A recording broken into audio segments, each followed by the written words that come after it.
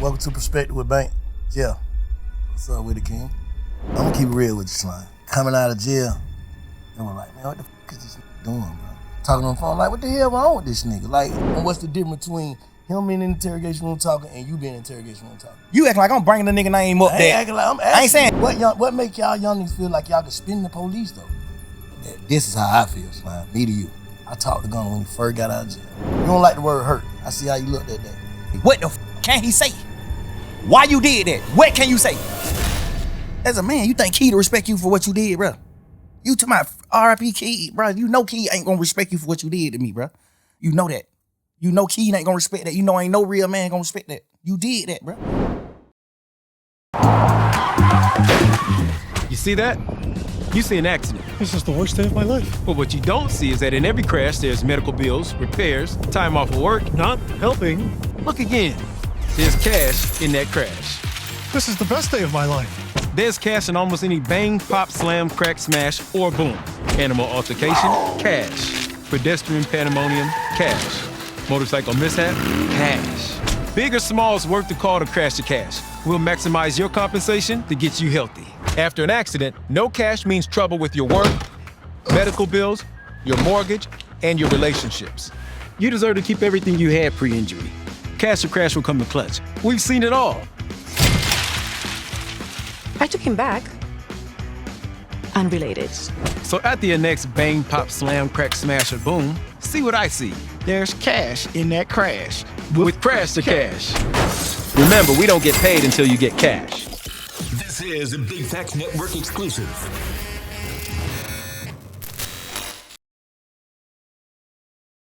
Welcome to Perspektives with Bank.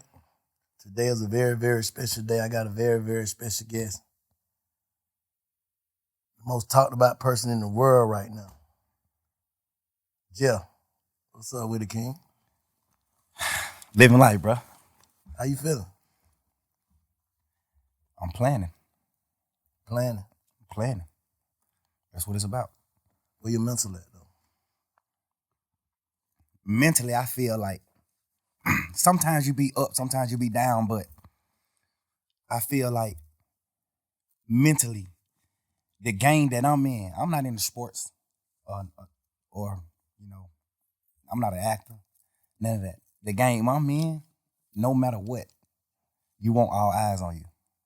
I feel like right now, this moment, no matter how the eyes look, the eyes can look devastating, the eyes can look betrayed, the eyes can look, however, no matter how the eyes look, in the game I'm in, you want all eyes on you.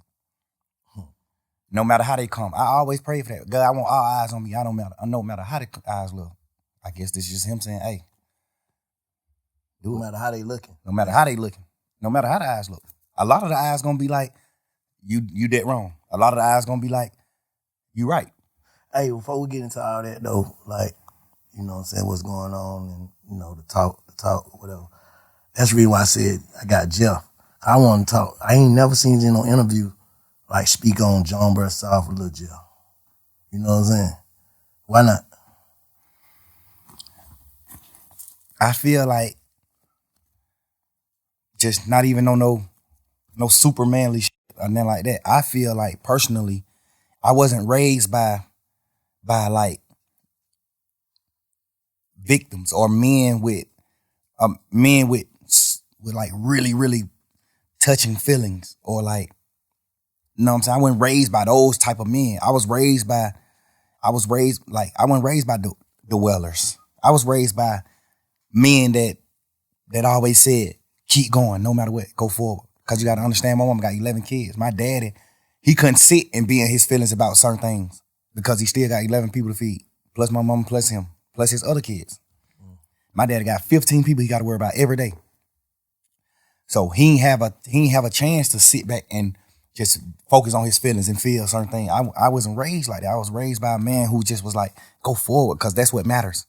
What matters is not sitting and just being stuck in the moment and dwelling on certain things. Like, that ain't what life is about. When you living as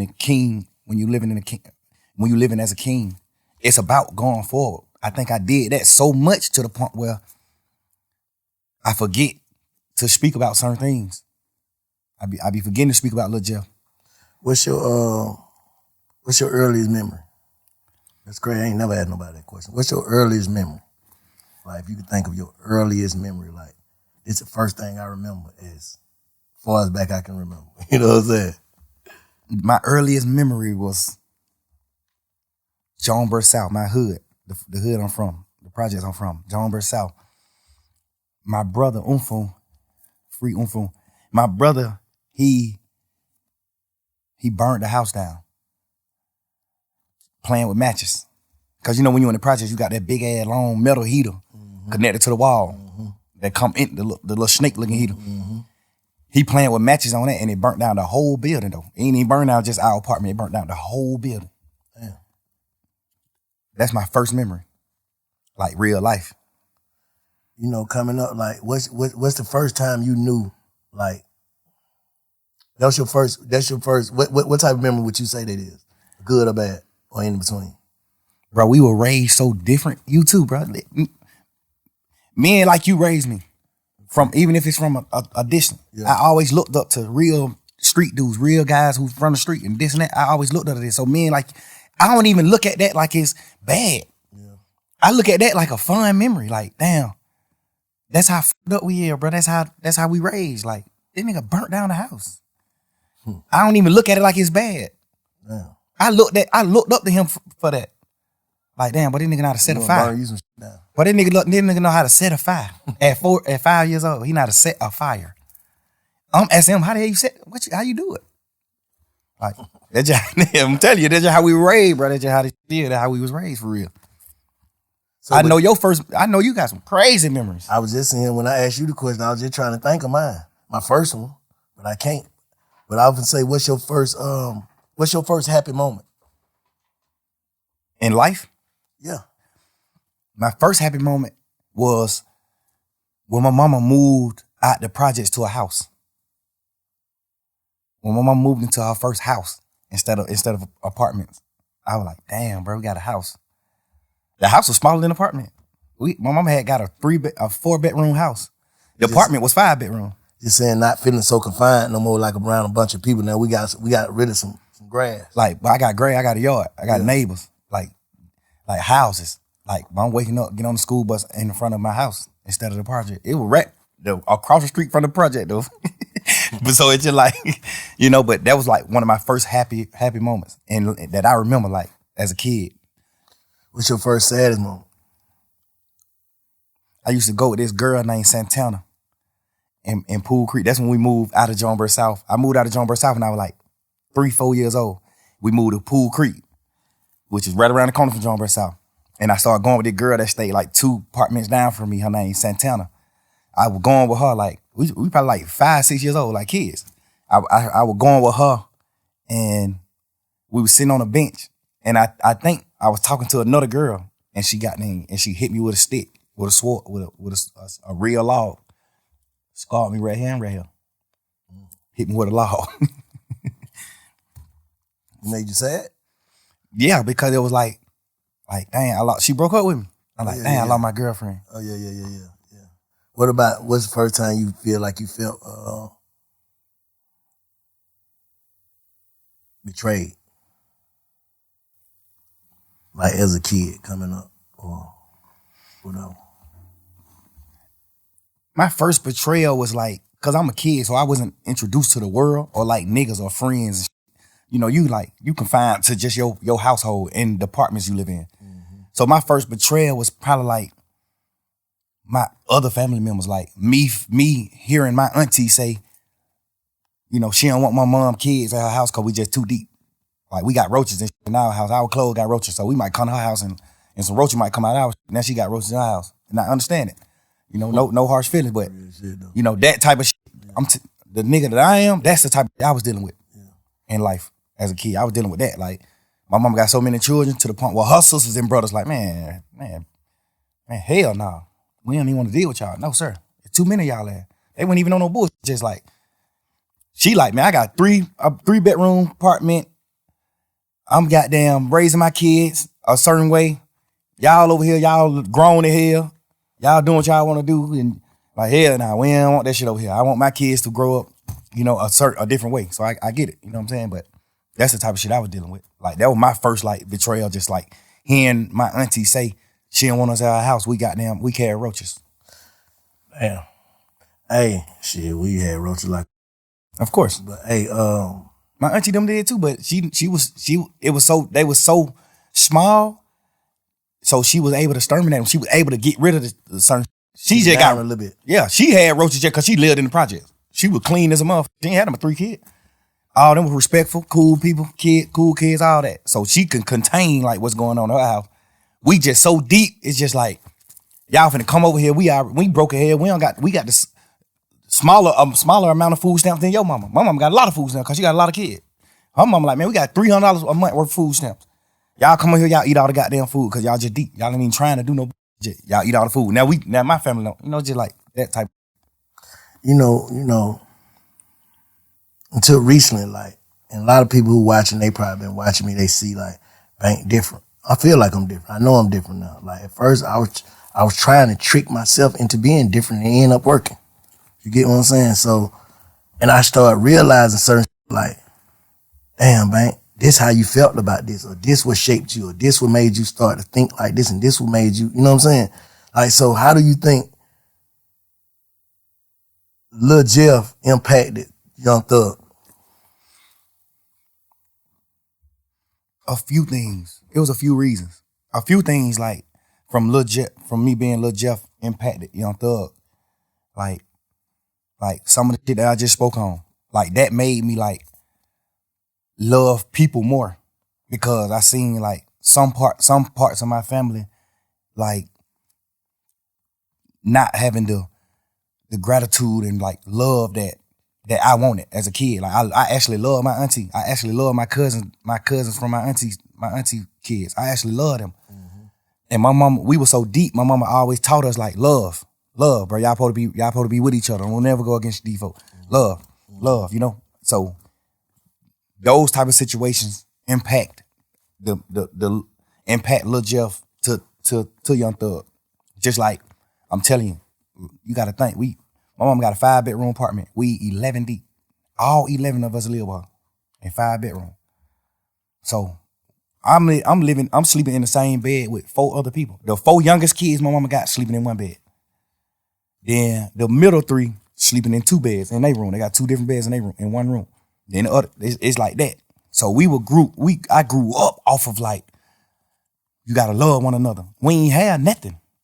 We was literally damn near junkies. Like, we ain't had nothing in the world. We did. Junkies. I'm telling you, when ain't bums, not junkies. Like, not but junkies, but like bums. Yeah. You know what I'm saying? Yeah, like junkies. Yeah. Like, Fucked we don't up. got nothing. Yeah. Like, I wear my sister clothes to school. Yeah. My sister then I gotta drop out of school just so I can wear her clothes. And people don't know that I'm wearing her clothes. That's what I'm saying. How them circumstances, like, in what way did that, like, what did it make you feel like? It made me feel like it made me feel like my aunties and uncles and stuff treating my mama family a certain way. It made me like want love so bad. That's when I started meeting friends. That's when I started wanting love from like other people besides my sisters and brothers. Mm-hmm. I started trying to get love from my friends. I started getting, you know what I'm saying? Like, it just made me just seek love. I started seeking love because I wasn't getting love from like certain parts of my family. Yeah. It shaped me in that way.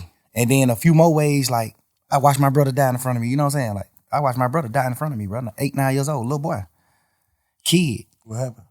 He got killed. My brother got killed on Deal Avenue. My brother ended up doing some gambling shit. He stopped Uncle from gambling, and then he kind of slapped Uncle around like, get the fuck on. Cause Uncle was like 11, 12 years old. Look, he was a kid. He gambling with some grown ass men though. So he go out there to stop my brother from gambling, and he started gambling. He ended up winning all the money. So when he leave, one of his friends goddamn call him and tell him like, bro, don't come back up here. These niggas they gonna take the money back for you if you come back. Cause my brother was like, shit, I'm finna go home right here. I'll be right back. Y'all niggas don't stop gambling. I'll be right back. So he walked down the street to the house, and his friend called him like, man, don't come back up here. These niggas goddamn whoa. Which some people will look at like, nah, that ain't no, that's real niggas. But he knew my brother. He was my brother best friend. He knew my brother. Gangsta, he standing on that off top. You tell my brother some niggas finna do something to him, don't come back. He going right back. Cause the thing about it, he wasn't even coming back. He had won all the money. He won like 9,000. It was little kid shit. He won like 9,000. His friend knew he wasn't coming back. Like, he like made him come back by telling him a nigga finna, like he gonna rob him. So he go right back up there and shoot a nigga.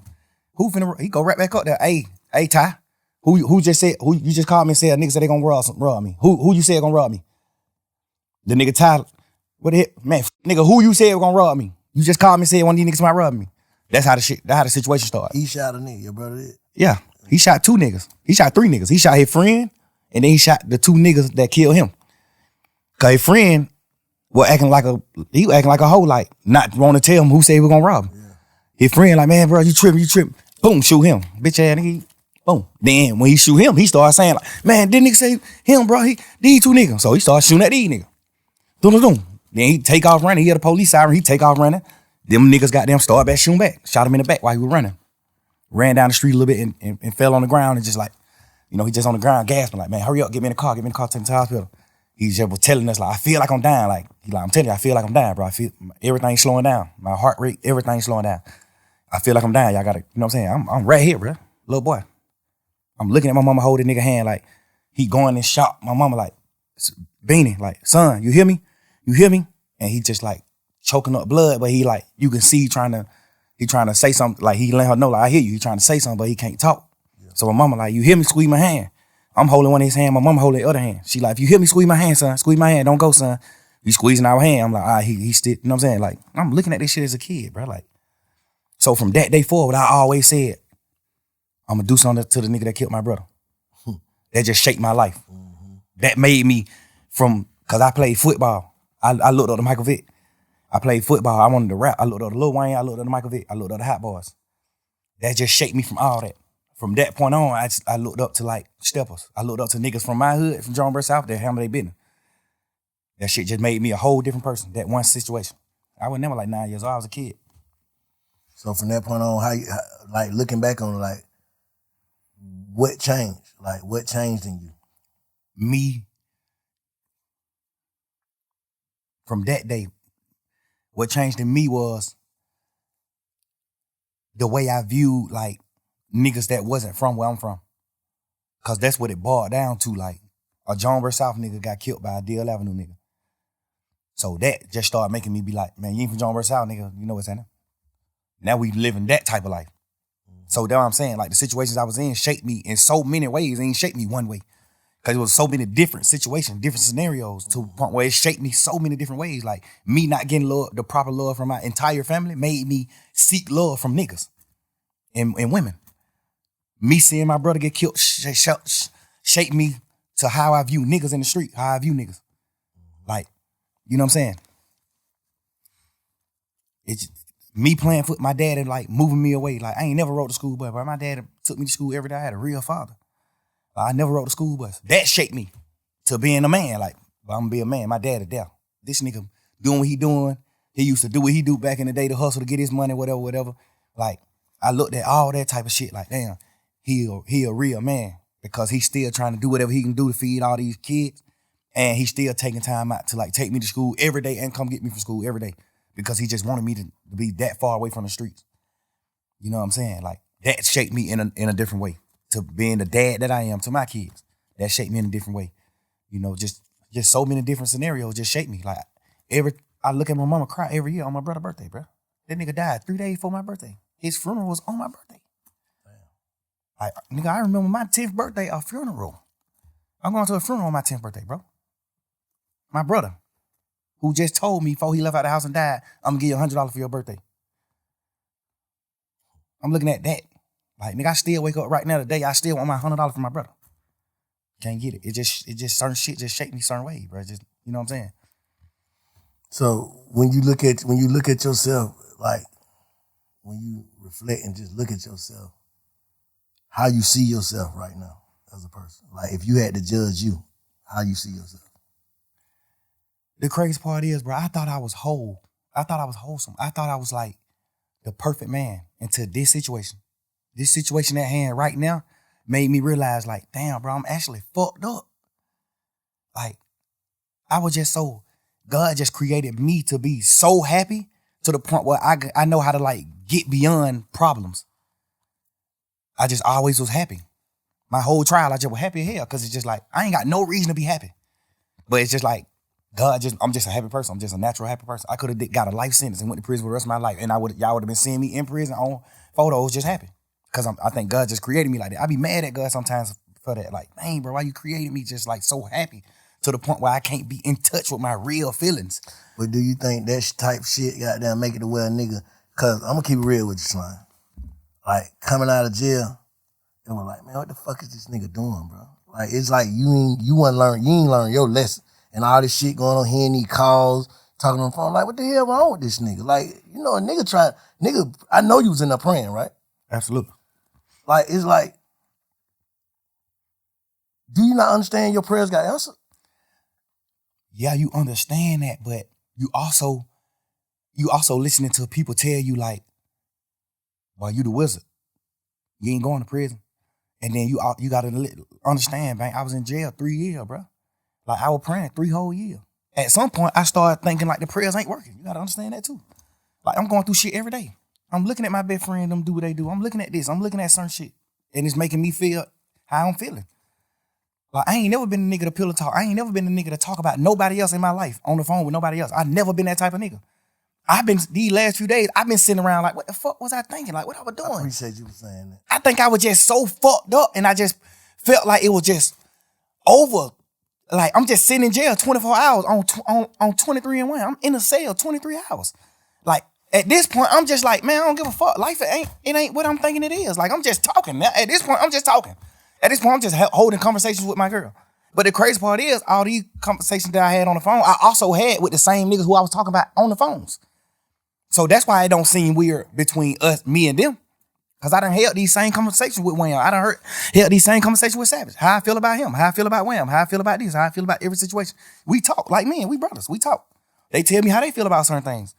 So we all align. We won. We what we is. But you got to understand, like, my standpoint. I'm locked up. Nigga, I'm on the phone talking to my girl every day. This is the only person I'm talking to on the phone. This is the only person that I can talk to. Like, I can't even talk to my family because they just like, how they is, it ain't good for my case. They can be on the phone, they don't understand certain things. So if I be on the phone with them, they might say the wrong thing on the phone. So now I can't talk to them. Now I can't talk to Bank. I don't want the police to get on Bank. Now I can't talk to Wham. I don't want the police to get on him. I don't want the police to get on Savage. I don't want the police to get on Pluto. It's just so much shit in my mind to the point where I'm just like, I'm confining myself. I mean, not confined. I'm like trapping myself to just communicate with one person. And then I might go to court and just get body slammed by the motherfucking judge, bro.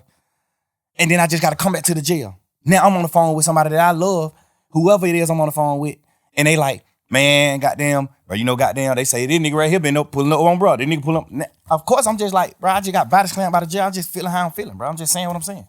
Like, I ain't even tripping on that. I'm just saying what I'm saying. And I done told all these niggas these same things. But looking back on it, how you feel?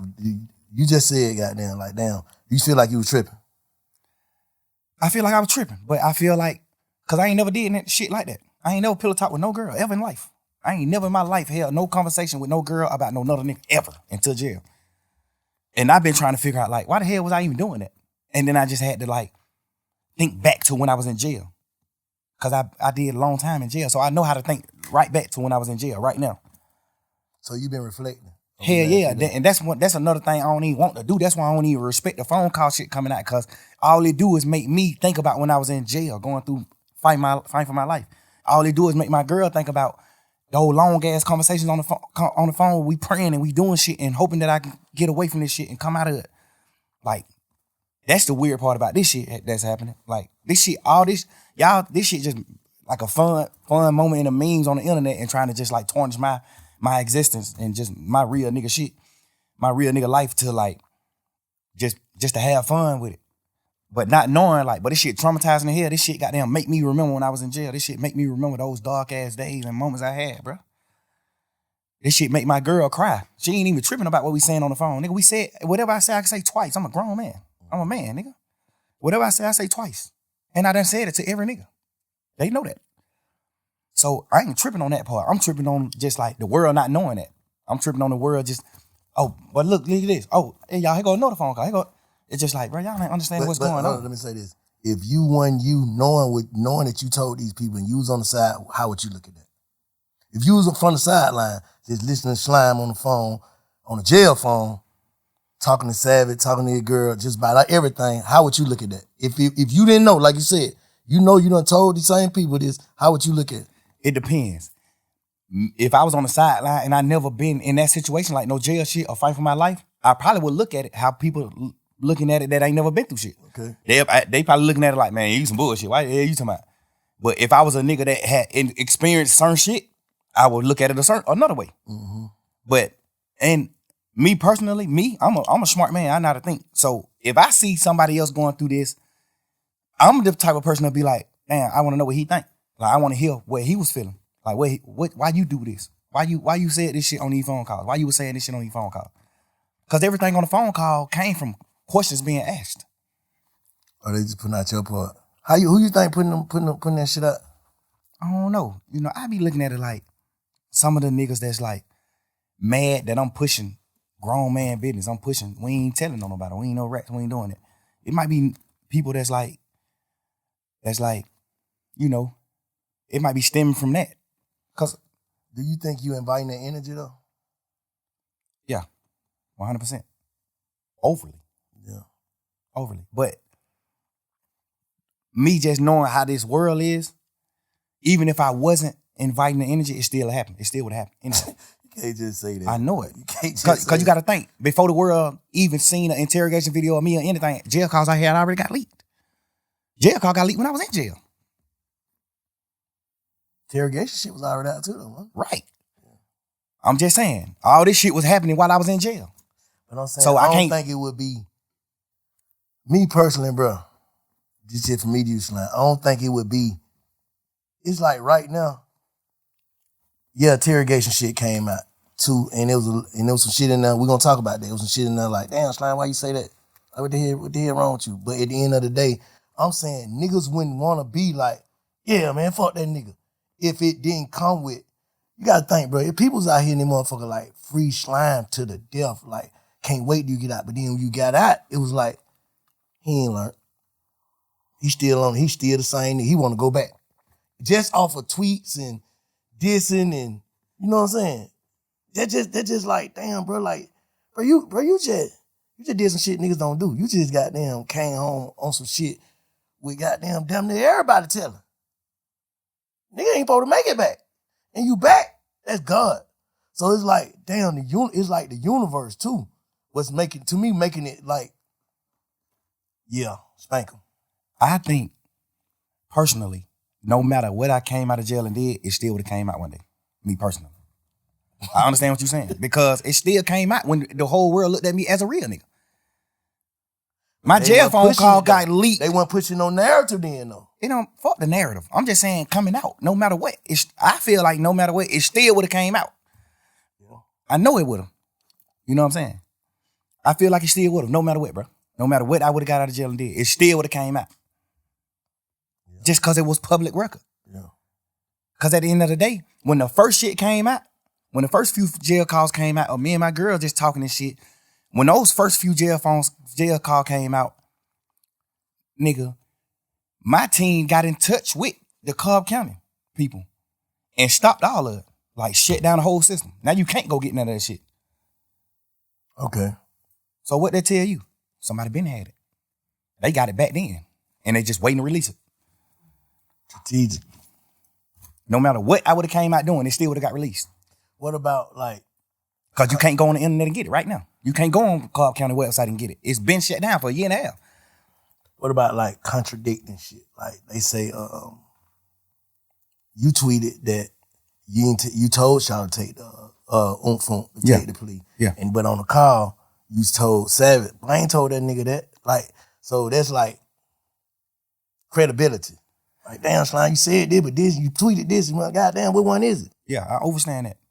And the thing is, when just say I'm in jail fighting for my life, this just for people that don't know the law. Okay. I got co-defendants. I got 28 co-defendants. I got 28 niggas on the case with me. We can't have contact. We can't talk to each other. We can't be around each other. When I go to court, they got me on a whole nother motherfucking side of the courthouse. They got these niggas on different sides of the courthouse. Nobody is around each other. Because we co-defendants. We get another charge if we talk to each other. We can't talk to each other. Mm-hmm. So when I'm on the phone, a nigga like Savage, he know what he know about the law. But it's some things that he don't know about the law. So that's what slowed me down from calling niggas from jail. Cause he on the phone just having a normal conversation with his brother. And he just want to know what's going on. Like, shit, I just want to know what's going on, bro. Like, you seen your brother plea? You seen this? You know, he don't know the law. He don't know the side of the law where I got a co-defendant and I can't talk to him. So if I get on the phone on a jail call and tell Savage, yeah, I told Unfo to take a plea, that's another charge on me because I don't supposed to have contact with Unfo. So when I'm on a jail call talking to Savage, I got to say no. Hell no, I ain't told that nigga do that. Hell no. Because all they gonna do is take that jail call and play it in court. Now I got to attempt the court charge. Yeah. So when I'm in the jail, I can't say it. And when I'm in the jail, I'm like, hell no, I ain't told no nigga take no plea. No, I ain't did that. Because I got to do that. I'm on trial. I don't supposed to have no contact with him. If I say I told my brother to take the charge, all they gonna say is, how you told your brother that? You must talk to your brother. Boom. The lawyer can get in trouble. All type of shit can happen. I'm on the phone off top. Hell no. I ain't tell that nigga take no charge. Fuck no. I mean, I ain't tell him to take the plea. No. But when the case over, can't nothing happen to me by saying that. So when the case over, hey, let me clear this up just for the world to know. Because I told Savage no. I told Pluto no. Like, I told a few niggas who asked me like, hey, bro, you told your brother to do that? I'm like, hell no, I ain't telling him to do that. So obviously niggas that I fuck with in the streets, in the world, they looking at it like, all right, your brother did what wrong. You ain't tell your brother to do that. Mm-hmm. So I got to clean that up. Because I really did tell him after the case. Yeah. After the case. Hey, hell no, I overly told him to take the charge. But because it definitely looked like, damn, they took the same plea, so how the hell you gonna just single Gunna out? You know what I'm saying? You know why? But you was done talking? Nah, go ahead. The reason why I differentiate his plea from their plea is that's like you telling your son to do something versus you not telling your son nothing and he do something. Mm-hmm. I told my brother to take the plea. We had a week and a half conversation, talking a week and a half. Every day in court. My first time seeing the nigga since we been in jail. We crying each other, all type of shit. I'm like, bro, get the fuck on. This nigga been in prison his whole life. You think that nigga give a fuck about going to prison? Boy, that nigga a man, gangster. Stand on that. Mm-hmm. Home don't give a damn about no sentence.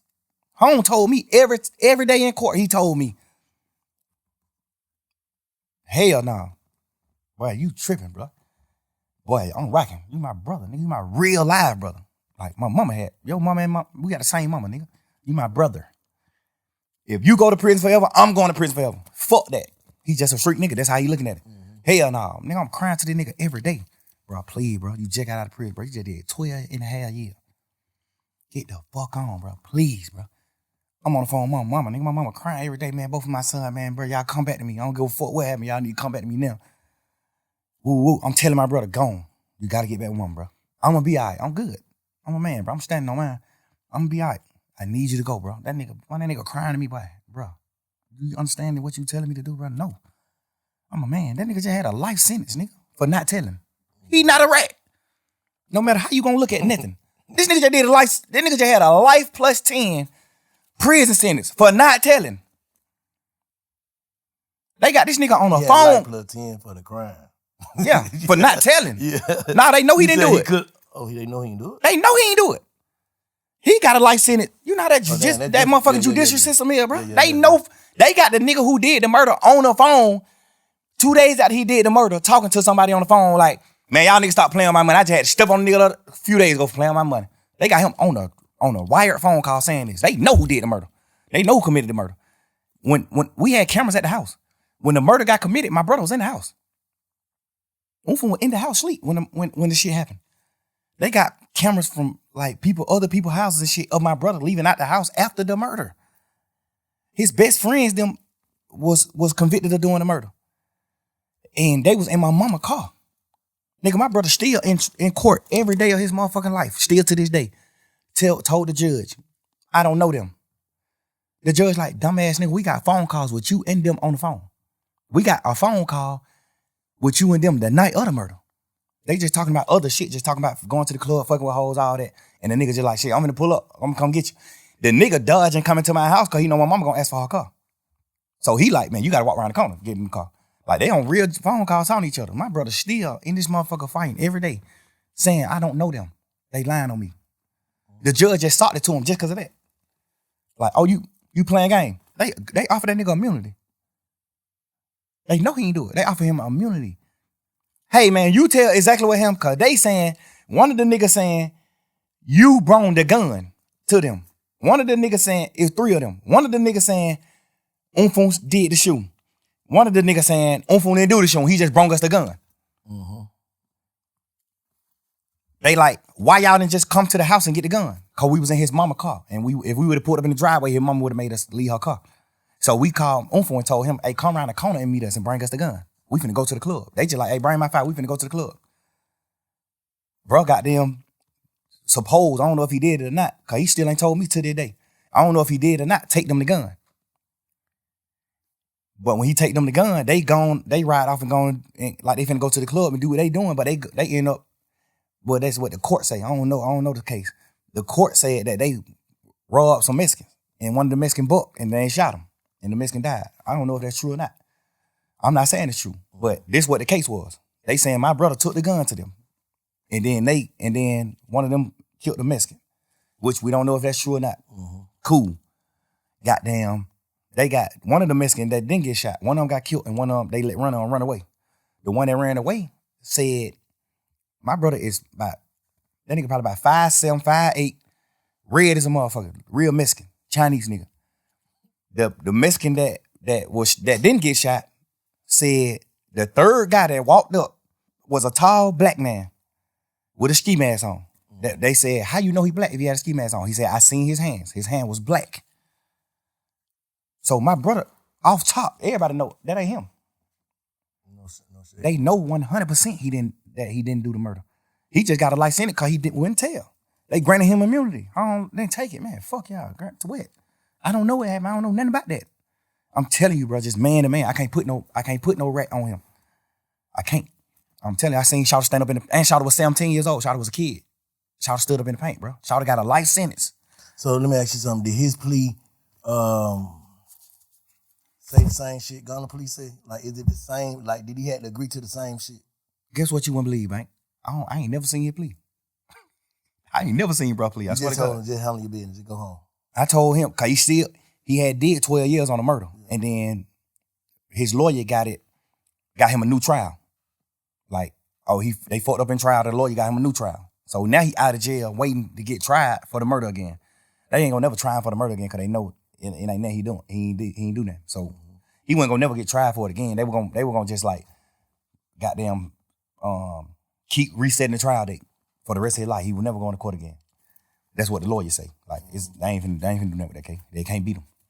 So I told him, well, if you do take the plea, make sure they add your murder case in the plea. Make sure they dismiss your murder case in the plea, because you still got to do a new trial. I'm saying they did that?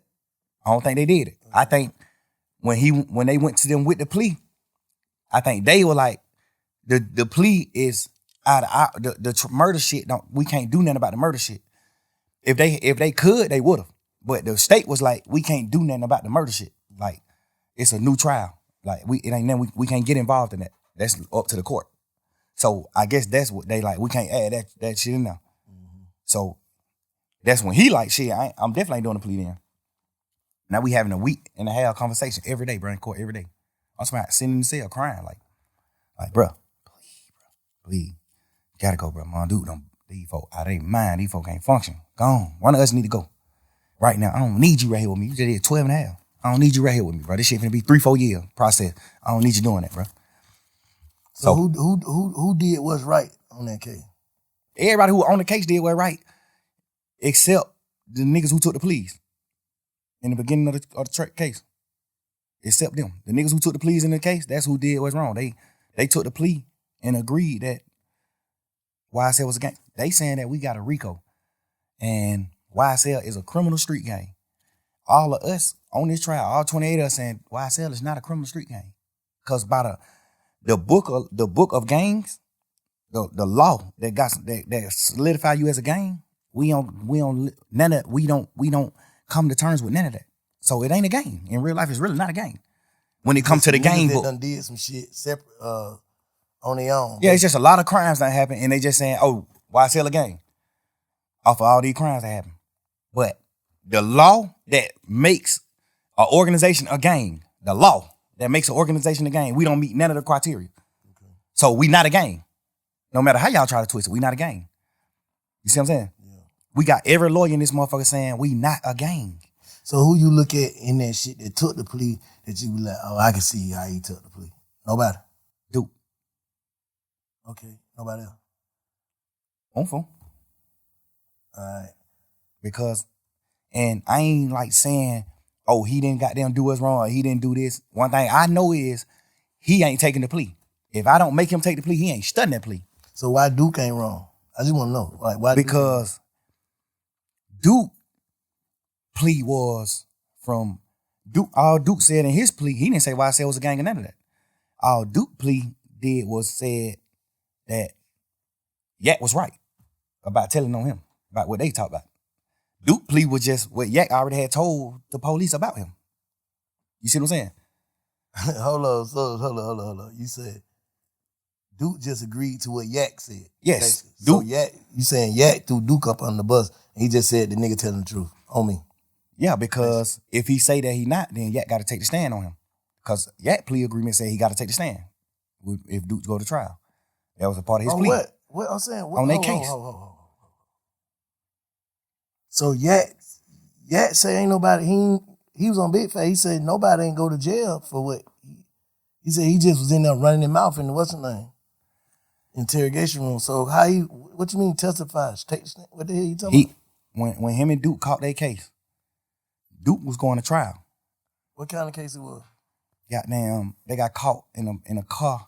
They ain't had no license and they had 2 guns on them. Okay. And they went on a high-speed chase. They took Georgia State Patrol on a high-speed chase.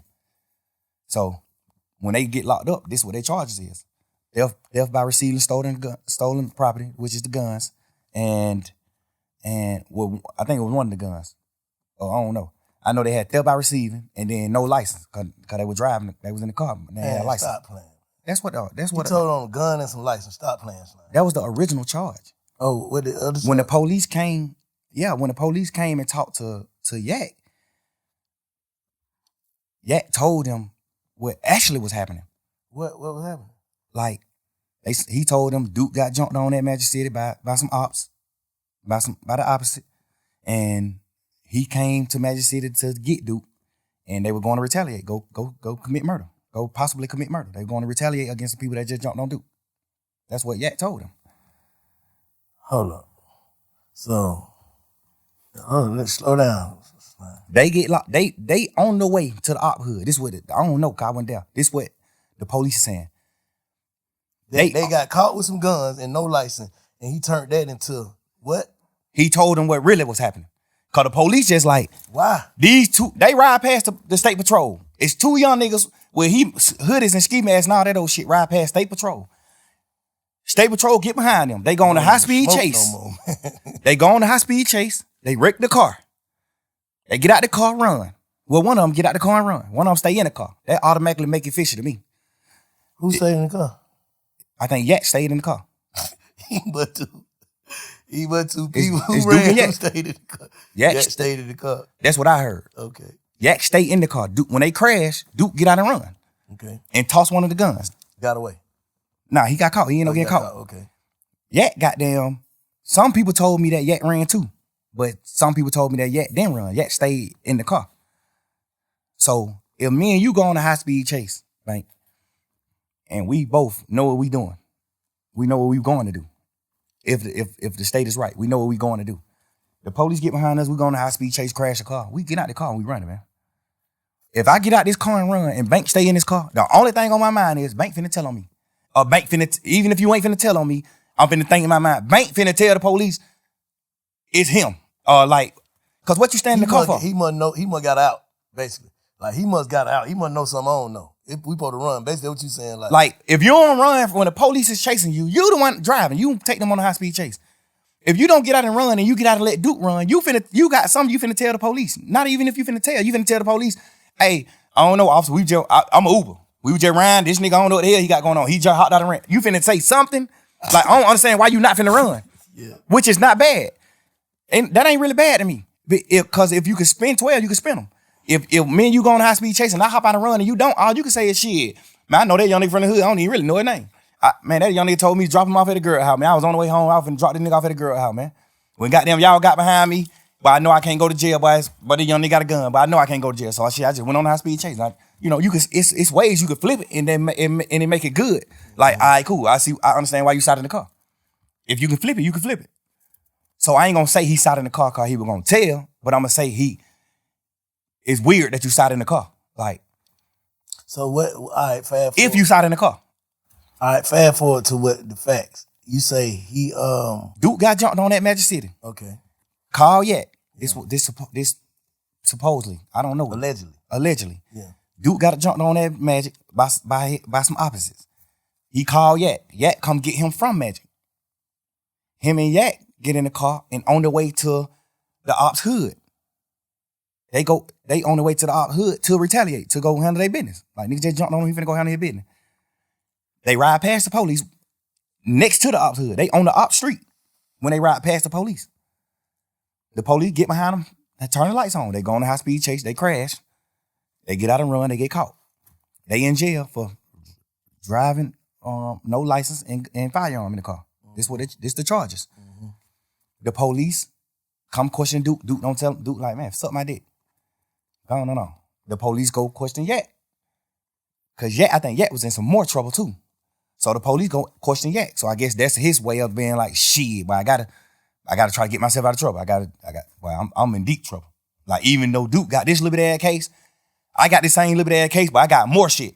I'm on probation. I just got out of jail. Yak got a deeper rap sheet. So but I thought he said he took the charge though. I thought Yak took the charge. He said goddamn, ain't nobody go to jail but him. Like, he don't want this time and Duke Duke went to jail, bro. No, I'm saying like convicted. Basically, like Duke got some probation. Duke got convicted. He got probation. 6-month probation. I think he got a year probation. So Shawty went to the Fed though, so he had to take the gun charge. No, he went to the Fed because that was like his 5th, 6th time getting caught with guns. So your 5th, 6th time getting caught with guns, now the Fed's involved. Now the Fed like, hey man, they keep getting caught with guns. Now the Fed snatch you. Now the Feds give you the gun charge. So you can't take the gun charge. The Fed gave you the charge.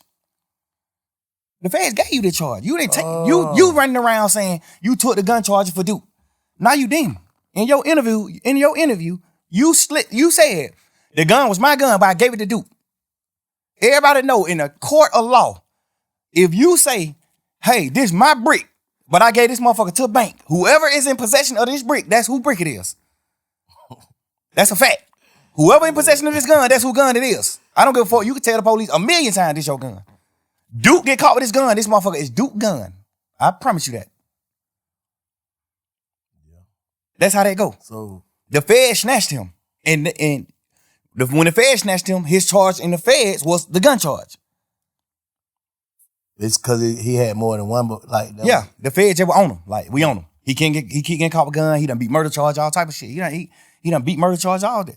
So the Fed already on him. He get caught with take the stand. Why? I'm saying, so Duke didn't go to trial. That's why he ain't. No. The thing about it is, I don't know if this true or not, but Yak told Duke, man, just take the little probation shit. And I feel like he told Duke that because he didn't want his interview to come out. Because if Duke go to trial, you got to take the stand. It's a part of your plea. So you tell Duke, man, take the probation. Shit ain't nothing but a year probation. Take that shit, man. You tripping. Go on forward with your life, man. So Duke take the probation thinking like, shit, my brother took the charge. I'm gonna take the probation for even being around it. They just charging Duke with it. So they give Duke a year probation. Duke take the probation. Word in the street is Yak told Duke to take the probation. I don't know how true that is or not, but a lot of people that said Yak told Duke to take that probation. A lot of people, reliable sources, said that Yak told Duke to take the probation. I feel like he told Duke to take the probation because if he didn't, he was gonna have to take the stand on him. And he didn't want to take the stand because he already got to go to jail. So you saying he would have took the stand if the Fed wouldn't have picked it up, basically? Yes. If Duke, no, it don't matter if the Fed pick it up or not. If Duke go to trial, if Duke don't take the plea, Yak got to get on the stand and Duke trial. That's his plea. His plea was this and this. You get out of jail. You do this. But if Duke go to trial, when Martinez on to go to trial, you must take the stand and speak truthfully about what you told us in this interview. That's his plea. If Duke go to trial, he got to get on the stand.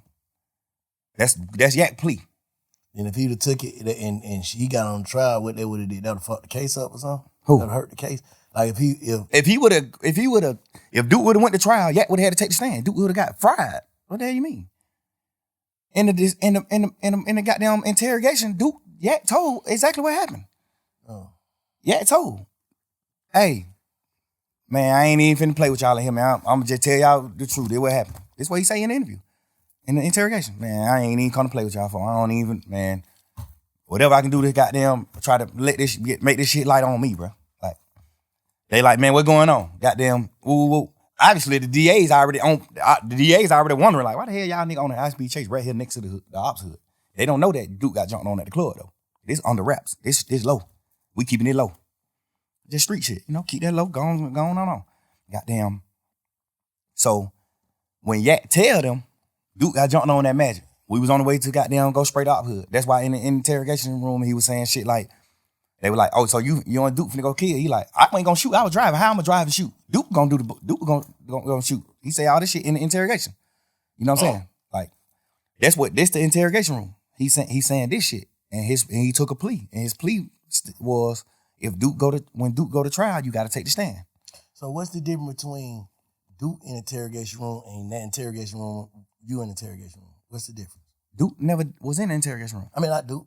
Yeah.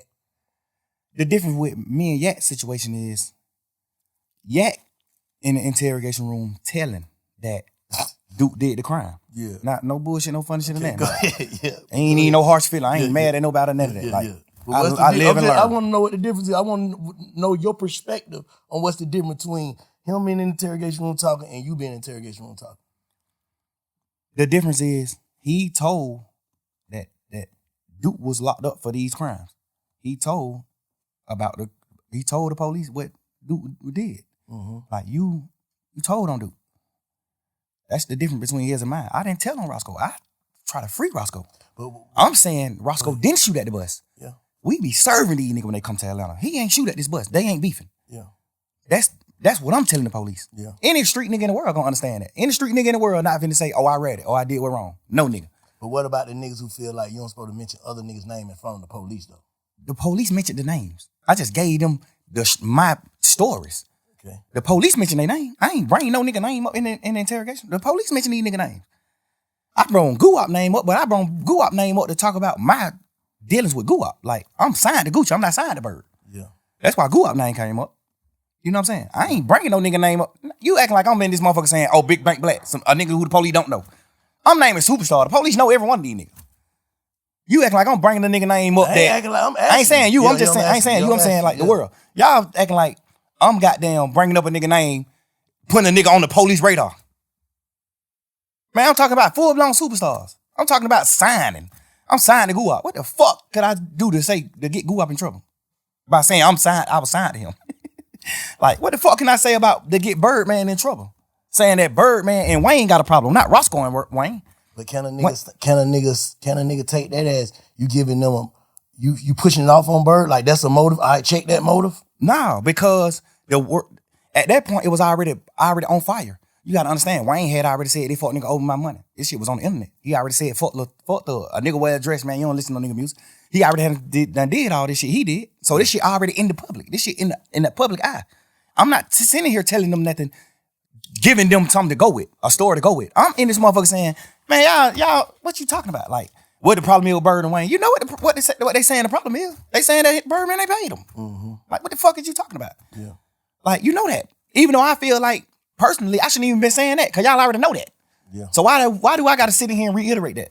But, you know, you just a young nigga. You just in this motherfucker thinking you flim-flamming these folk. Yeah. But the difference is, I'm telling these nigga my partner ain't committed the crime that he in jail for. And a nigga like, telling the police that Duke committed the crime that he in jail for. That's the difference. Yeah. Me asking you, do you understand the difference? I understand the difference, but like I said, Slime, I told you this, like, you know, looking at it from the side is like, why would you tell that lady, take your number? If you look at the whole interview, and I'm gonna put not the audio, I'm gonna put the video out so you can see the actual video too. I told the lady to take my number on some flirtatious shit. Like, we just flirting. When we first come in the room, I was flirting with her off top. All this shit on video. When we come in the room, I'm flirting with her. When we sit down talking, she's sitting at the table. I'm talking to her. I'm flirting with this bitch. Not mean to call her no bitch. I'm flirting with this lady. Like, and at the end of the video, when everybody getting up and leaving out the room, I'm still talking to her because she getting up late. Like, she still like getting her shit together and getting up. Like, well, all right, goddamn good talking to you. Woo, woo, woo. And I'm like, man, you don't know anything. Get my number, baby. I make promises. You know, I'm just flirting with the lady. Obviously, the world gonna look at it how they want to look at it. But that's wrong shit to say, Slime. Just looking back on, don't you feel like that's wrong shit to say? I feel like that's the wrong shit to say if I was saying it for the reason, if I was saying it for another reason. I'm saying hearing it. Hearing it. I'm saying Obviously. you hearing it, what that shit sound like. Back like, damn, I shouldn't say that. Right, I understand what it sounds like. Yeah. Because I'm mad at niggas for saying shit like that to the police. But the difference about me is, what in that interrogation did I tell the police for you to think that I'm saying, if y'all want to know anything else, get my number? I didn't tell them nothing. For me to even say, if you want to know anything else, get my number. And don't tell nobody. What the fuck did I tell them in the interview for them to even, for a fan or a nigga who looking at the interview? What did I say in the interview for you to even look at this interview and say, and not say he playing game? Man, nigga just playing game. He talking shit. He ain't even tell them shit. Like, yet, you told. They said, who killed Nut? You said Shannon and Woody. You did? Yes. So at the end of your shit, when the police say, well, all right, man, you got anything else you want to say? He say, hell no, I'm locked up. Y'all got me locked up. Y'all got to let me get out so I can goddamn get around and then I can have something else to tell y'all. That's a difference than me saying it because I didn't tell them shit in my interrogation video. I'm in this motherfucker talking shit with him. Y'all blood? Hell nah, man, we fake bloods. We just say that shit in music, crazy. Nobody ain't no real blood. Wayne and us ain't real bloods. We just talking shit in music. I didn't tell them nothing to get nobody in trouble. So why would you look at the end of that interview when I said, take my number, I make promises, baby, don't tell nobody. Why would you look at that part of the interview and say, damn, boy, he was finna get him his number so he can get him information? What information did I get him anyway? The first, you get what I'm saying? I get exactly what you're saying. If I'm spinning the police, okay, and at the end of my conversation, I say, get my number if y'all want to know something. What make young the smartest nigga gonna be like, bitch ass nigga, you ain't telling telling them then. What make y'all young niggas feel like y'all can spin the police though? Just I don't understand that though. I don't understand that. Man. But them bitches is smart, bro. Bro, it's just like movies just coming up in the game. When you a real nigga, bro, I feel like I'm a real man. I feel like I honor and I love every nigga who I love. Yeah. So I'm willing to do anything to help a nigga that I love. And sometimes you can make the wrong thing. You can do the wrong thing trying to help a nigga that you love. Yeah. And when I say do the wrong thing, I ain't doing that wrong in the interview. The only thing I did, well, I feel like I did wrong was even talking to them. Doing the interview, fact. Right. No, but yeah. I'm doing the interview out of I'm purely trying to save my mans. When I first seen the shit on the internet, I was like, oh man. But I was like, man. Because they mixing it. Because I ain't even watch it. I just seen 2-hour interrogation video, Young Thug. I didn't even watch it. Slime like, man, you got, little man like, man, you got to listen to it, man. Right. Please just listen to it for me. Before you jump out there, please just listen to it for me. Please, please, please. I listened to it, I said, even all while I'm listening, I'm like, yeah, you're not playing game, but why the fuck is you in there, Slime? Because we just young nigga and I'm thinking, my man's, Roscoe already locked up for shooting at Lil Wayne tour bus. I know that. I know Roscoe got a trial coming up. I know that too. So basically you saying ain't no way you would tell him because you ain't even in trouble. I'm not even in trouble. Soon as they come in, they say, you ain't in trouble. We ain't talking about nothing that's dealing with you, none of that. We just got some conversations that we want to have with you. What click in my mind, this my turn to help my mans. This my chance. We just young niggas, bro. We high hell, we on drugs. Like, I'm just thinking in my mind, but this my opportunity to help my mans. You ain't supposed to be in there eating no hot wings. Who, me? I ain't blown the sandwich. Oh, for real? They get niggas who tell that type of food. They get niggas like me who I ain't finna tell them nothing. They give me the bologna sandwich. I ain't give them nothing. They gave you bologna sandwich? But them folks try to give me bologna sandwich. I ain't even eat it. I'm like, man, I ain't eat that shit, man. I think I opened that shit up and ate the cookies or something out of it. I ain't even eat this. I probably did eat the sandwich. I was so burnt down on what I'm saying. Like, I was burnt. But I didn't get the luxuries because I ain't get them then. They would have felt like ain't giving me something to eat. Because I asked them in there, like, man, y'all ain't gonna give me nothing better? Like, God damn, this thug, bro. Like, I'm a motherfucking millionaire, bro. I'm doing what I'm doing. Like, y'all gonna try me like this with a blown motherfucker? Like, get a nigga something. Y'all gave this nigga chili wing, hot pepper, whatever. You know what I'm saying? God damn, give me what y'all gave this nigga. I know why y'all ain't gonna give me what y'all gave him, cause I ain't getting you nothing. You don't get nothing in return. You don't get me doing nothing but denying my partner involvement with that tour bus shooting, denying me being in a gang, denying Birdman having something to do with the shoot with Lil Wayne tour bus shooting, denying me being signed to Birdman. You don't get nothing but denial from me. You don't get nothing but denial from me. Everything I did in the interview was on purpose, nigga. Man, that's crazy. So let me ask you something though. Now let me tell you something, matter of fact. Cause I've been saying hearing all this shit. And you know what I'm saying? A lot of this shit valid. You know what I'm saying? You did do whatever, however. But fuck that. This is how I feel, Slime. Me to you. I know you said this shit probably would have came out or whatever. This would have happened, that would have happened, this would have happened. But what I'm saying is, even in there, I don't feel like you realized what you was going through. And then when you got out, I don't feel like you was focused, bro, the way you should have been. Like, I feel like you taking your blessing for granted. That's just how I feel. Like, I ain't here to condemn or goddamn protect. I ain't here to do nothing but get your perspective and feel your energy, bro. So what I'm telling you, and I'm hoping you feel mine, I'm saying, I feel like you probably got out of jail and truly went with the narrative y'all went with. What was it? Truly humble on the gut. Yes, sir. I don't feel like you came home humble, bro. Enough. And I don't know. I'm just saying, I'm from the sideline. I talked to you when you first got out, first day you got out, you gonna live and comment on through. I was like, what'd I say? Bro, fuck all that. Get home and get to it. Nothing else. I don't feel like you did. I feel like you came home playing again, bro.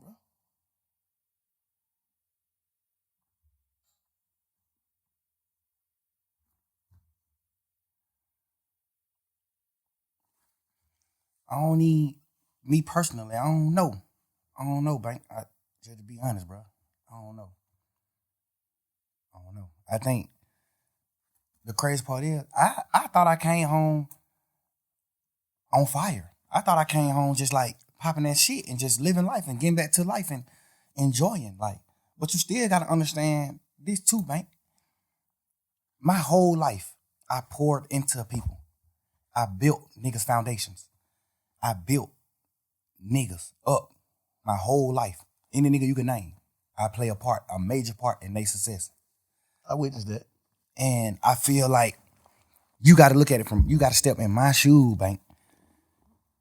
I got to get out of jail and rebuild. I got to get out of jail and rebuild this shit. I can't get out of jail and just hit the ground running. That's what dumb niggas do. That's what a fuck nigga do. They go past what the fuck they did wrong and they just keep going. Rebuilding doesn't mean what? Like rebuilding your mental? Rebuilding my mental, rebuilding my financial stability, rebuilding my organization, rebuilding like the way the world looked at me, the way the world perceived me. Cause you gotta think, I get out of jail.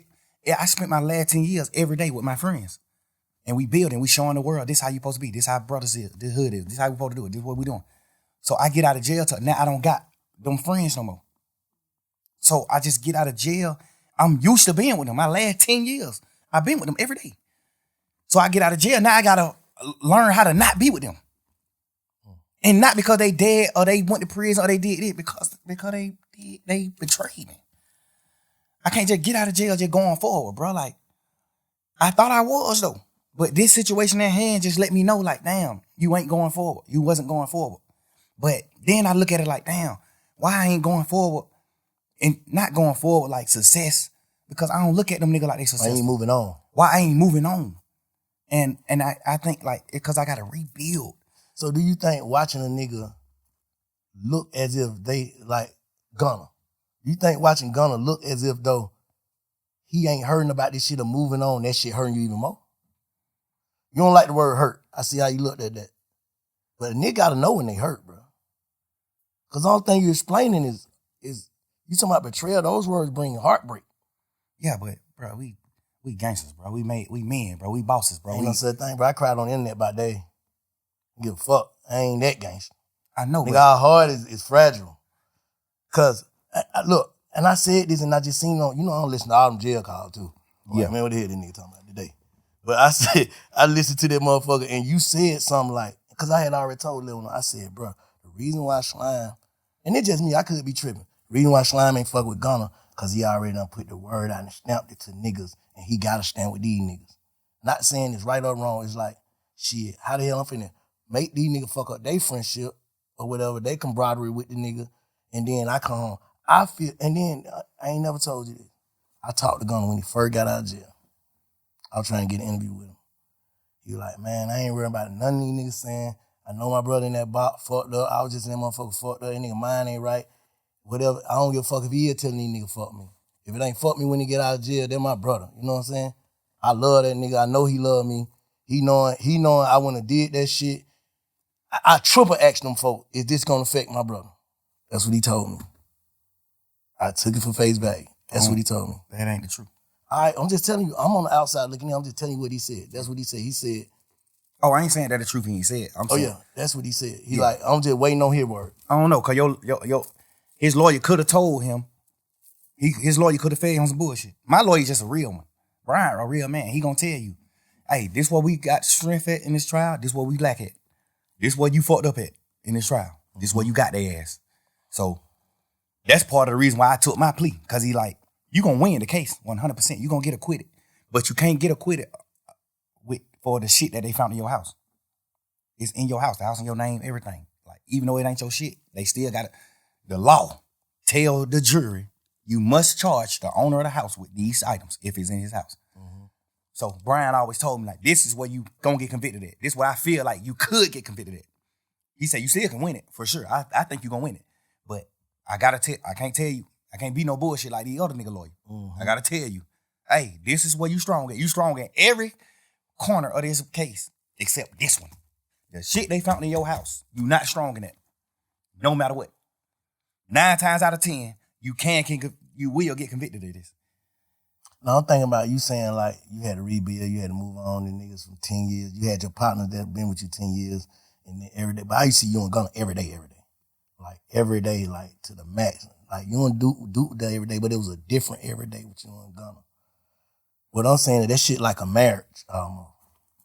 You dig what I'm saying? So it's like you having your wife, bro. And this ain't even just your wife. She came in with you. She came into the relationship bossed up, millionaire, doing this shit. She came a bum. She came with nothing. You made her a millionaire. You foundated her. You built her with all honesty. Like you built her just on some honest shit. Not even on no, I'm finna build this project. It's just like, damn, boy, I look at this little nigga like my little brother. I love that nigga. I'm finna try my best to help that nigga do something. I ain't even know this nigga rap when he first came around me. I just was just like on some shit like, man, everybody with me, I'm taking them with me. We going with, I'm finna figure it out. If he don't rap, I'm finna, whatever we put on this internet and the fans say, what the fans commit him, the fans put on him, that's what I'm finna make him go with. If we get on the internet, he don't even gotta be a rapper. If the fans say, but that nigga got this shit, this nigga drippy as a motherfucker. But I'm finna make sure you fresh as a motherfucker every time they see you. Like I'm just don't do whatever I can do to help my niggas. Yeah. Or my girl, like whatever. I'm doing whatever it takes. You know what I'm saying? So have you ever actually sat down and thought to yourself, how do I really feel about this? Not how, well, I take it back to this. How do Jeff feel about this before I saw my brother get killed? How would he feel about this? About what? About Gunna, period. Just all the way. Like, how do you, like, I'm trying to get you to tap into, like, how do you really, really feel? I know how we know how we supposed to feel about shit. Fuck that nigga crawl me. That's how we supposed to feel. But how you really feel. How you really feel about this shit. Like, I really, really feel. I feel like Truth word. King Truth. That's where King Spider come from. King Truth is the big homie. Where you might get. Yeah. King Truth, our big homie. Yeah. I honor Truth words to the T, no matter what. I'm with him to the T. He not a bad man. He a real man to me. What I identify as a man. I honor his words. He told me before he died. He didn't tell me on his dying bed. He just told me before he died. Gunna is my son. Take him with you, thug. Get him out of the hood. Get him out of Shady Park. Take that boy with you. That's my son. And then just so happened, he just ended up dying. And I honor his word. I honor his word, bro. I took the nigga with me everywhere, bro. This my man's, bro. Whatever you will, all the bullshit that I knew about you, all the shit you did, the shit that sitting on the porch talking about your cousin, damn near telling on the goddamn to the Crime Stopper people, all this shit. I knew all this shit later on, but I knew this shit, and I just found a way to love you. You know what I'm saying? I knew it, and I just love you because I just honor true word, and I feel like whatever, I don't know what Truth told you, but I know he told you something good. And I feel like you just didn't honor the word. You ain't honor that, bro. You ain't even honor brotherhood. We ain't even talking about truth. We just talking about brotherhood. We from the street, bro. You know how hard it is for us to become successful men? Make millions of dollars? If a nigga take me from where I'm at, sleeping on my mama's motherfucking couch, to making millions of dollars, I'm dying before I go against him. No matter what. I'm gonna die before I go against him. No matter what. I don't think he fit. Now, like I said, I ain't here to goddamn protect or condemn nobody. I don't feel like he crossed you though. Me personally, as a man, me knowing him, he's smarter than he looked. Gunna's a smart man. He let his silence make you think other things about him. He's a smart man. He's strategic. I taught him how to be. The thing about it is, when it come down to being real, the strategicness go away from me when it come to being a man, like standing on man business, a man. I know how to be strategic, but I forget to be strategic when it come to that. I'm gonna say the truth. I'm gonna pour it out what it's supposed to be. Life to him is just all about being strategic. It ain't about nothing about being a real man or like coming to grips with what's going on or just like knowing, like, I did that. You know what I'm saying? It's gonna always be some strategic shit behind it. So you like, it just came out the blue. You know, usually when niggas, if you the nigga you describing, you would have been saw that though. So you saying this just came out the blue with that case? Or? Nah, but the crazy part is, bro, he done already did some shit that's a violation. What? Don't nobody really know about it but me and goddamn Cash, XO, my brother. He already done did some shit that was a violation that I supposed to cut him off for. He already done did some shit where I was supposed to cut him off for. I just found a new way to love him. And I try to be how y'all is. I try to look at him from a different light and be like, maybe he ain't understand. Maybe he ain't know. I know he knew though. Maybe he ain't know. The only reason why I knew he knew is because he denied it. Instead of saying, damn, bro, I ain't even know. A nigga that don't know gonna say, damn, I ain't even know that. A nigga that know what he doing, what he gonna say? Hell no. I denied it. Like, hell no, right? Hell no. Like, that's just how the circle of life. That's how I go. You gotta understand, bro. I had him man with me every day since late 2015. I had him man with me every day, bro. I made that man I made him a millionaire. Like, I bought his first apartment that he lived in. I bought it with my money. I made him put his money up. Keep your money. I bought it with my money because I had a little extras. I bought that shit. I went half and half with you to buy your mama house. Your mama first house, get her out of the hood. I did that. Me. I told you to go down there to the country town and get your daddy, no matter what your differences is with your daddy. I told you that. I know for a fact, me personally, I know your dad don't look at you like a real nigga. I know that. This is my man's. Your dad is my OG. He don't look at you like that. I made you go get your dad. I made you reunite with your family and do the right thing. I just poured my all into him, bro. I gave this nigga more time than my children, bro. I gave him more time than my kids. I gave him more time than my old lady. Like, I poured my life into these people, bro. Like, every second. I went half on your mama house and bought your mama house, bro, because you didn't have the money. I went half with you. I bought your brother his first truck and let you present it to him like you bought it. Your brother on the internet, man, yeah, fuck that nigga, throw it. Like, nigga, you don't even know what's going on. Like, you don't even know, bro. Relax. This shit that nobody don't know, but we men, so I don't be can to speak on that type of shit. We men, I ain't do it for that reason. I did it because I just honor my brothers, my friendships. And brotherhood, I honor that shit. I love you, bro. So, damn, that's cool. So you still love him? Bro, I poured so much into this nigga, I can't even hate him, bro. In jail, I thought I hated him when he took the pleas and shit, when they did that. I thought I hated these niggas. Nigga, my girl made me realize, like, boy, you don't hate him. You just mad at him. Yeah. You don't hate him, bro. You hate a motherfucker, you stop talking about him. Why you hate a nigga, you on a whole nother type of time. Yeah. You stop talking about him.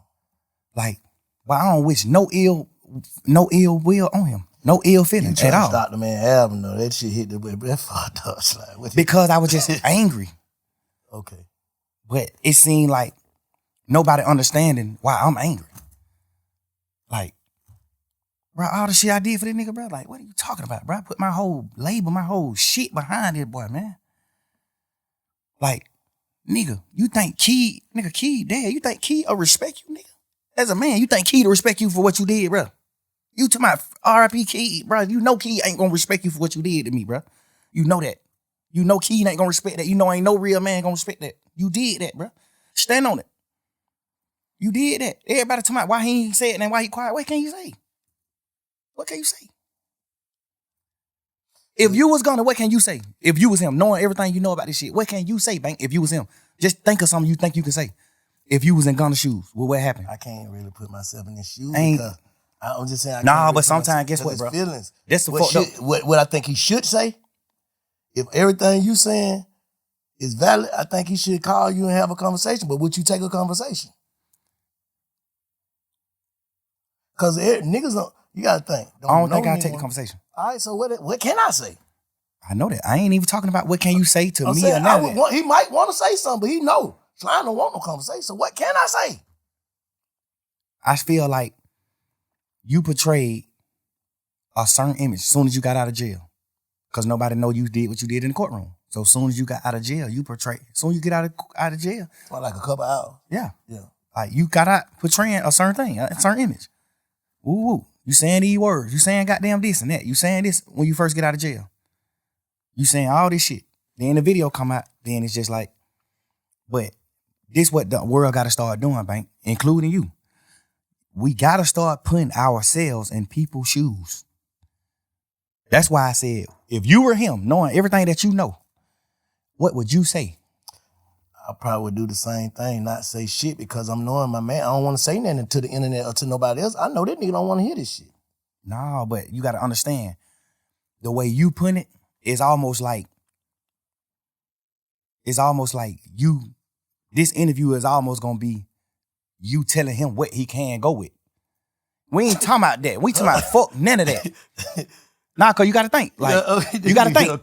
If he's sitting around saying like, damn, I'm telling him what he can go with. His move, his next move. We ain't talking about that. It's cool. I tell him his next move because I'm just a nigga like that. Like, I don't want to see no nigga down. I tell a nigga move. Bro, do this. You fucked up, but you can do this right here. You can do this. Okay, all right. We just saying man to man. Let me say this.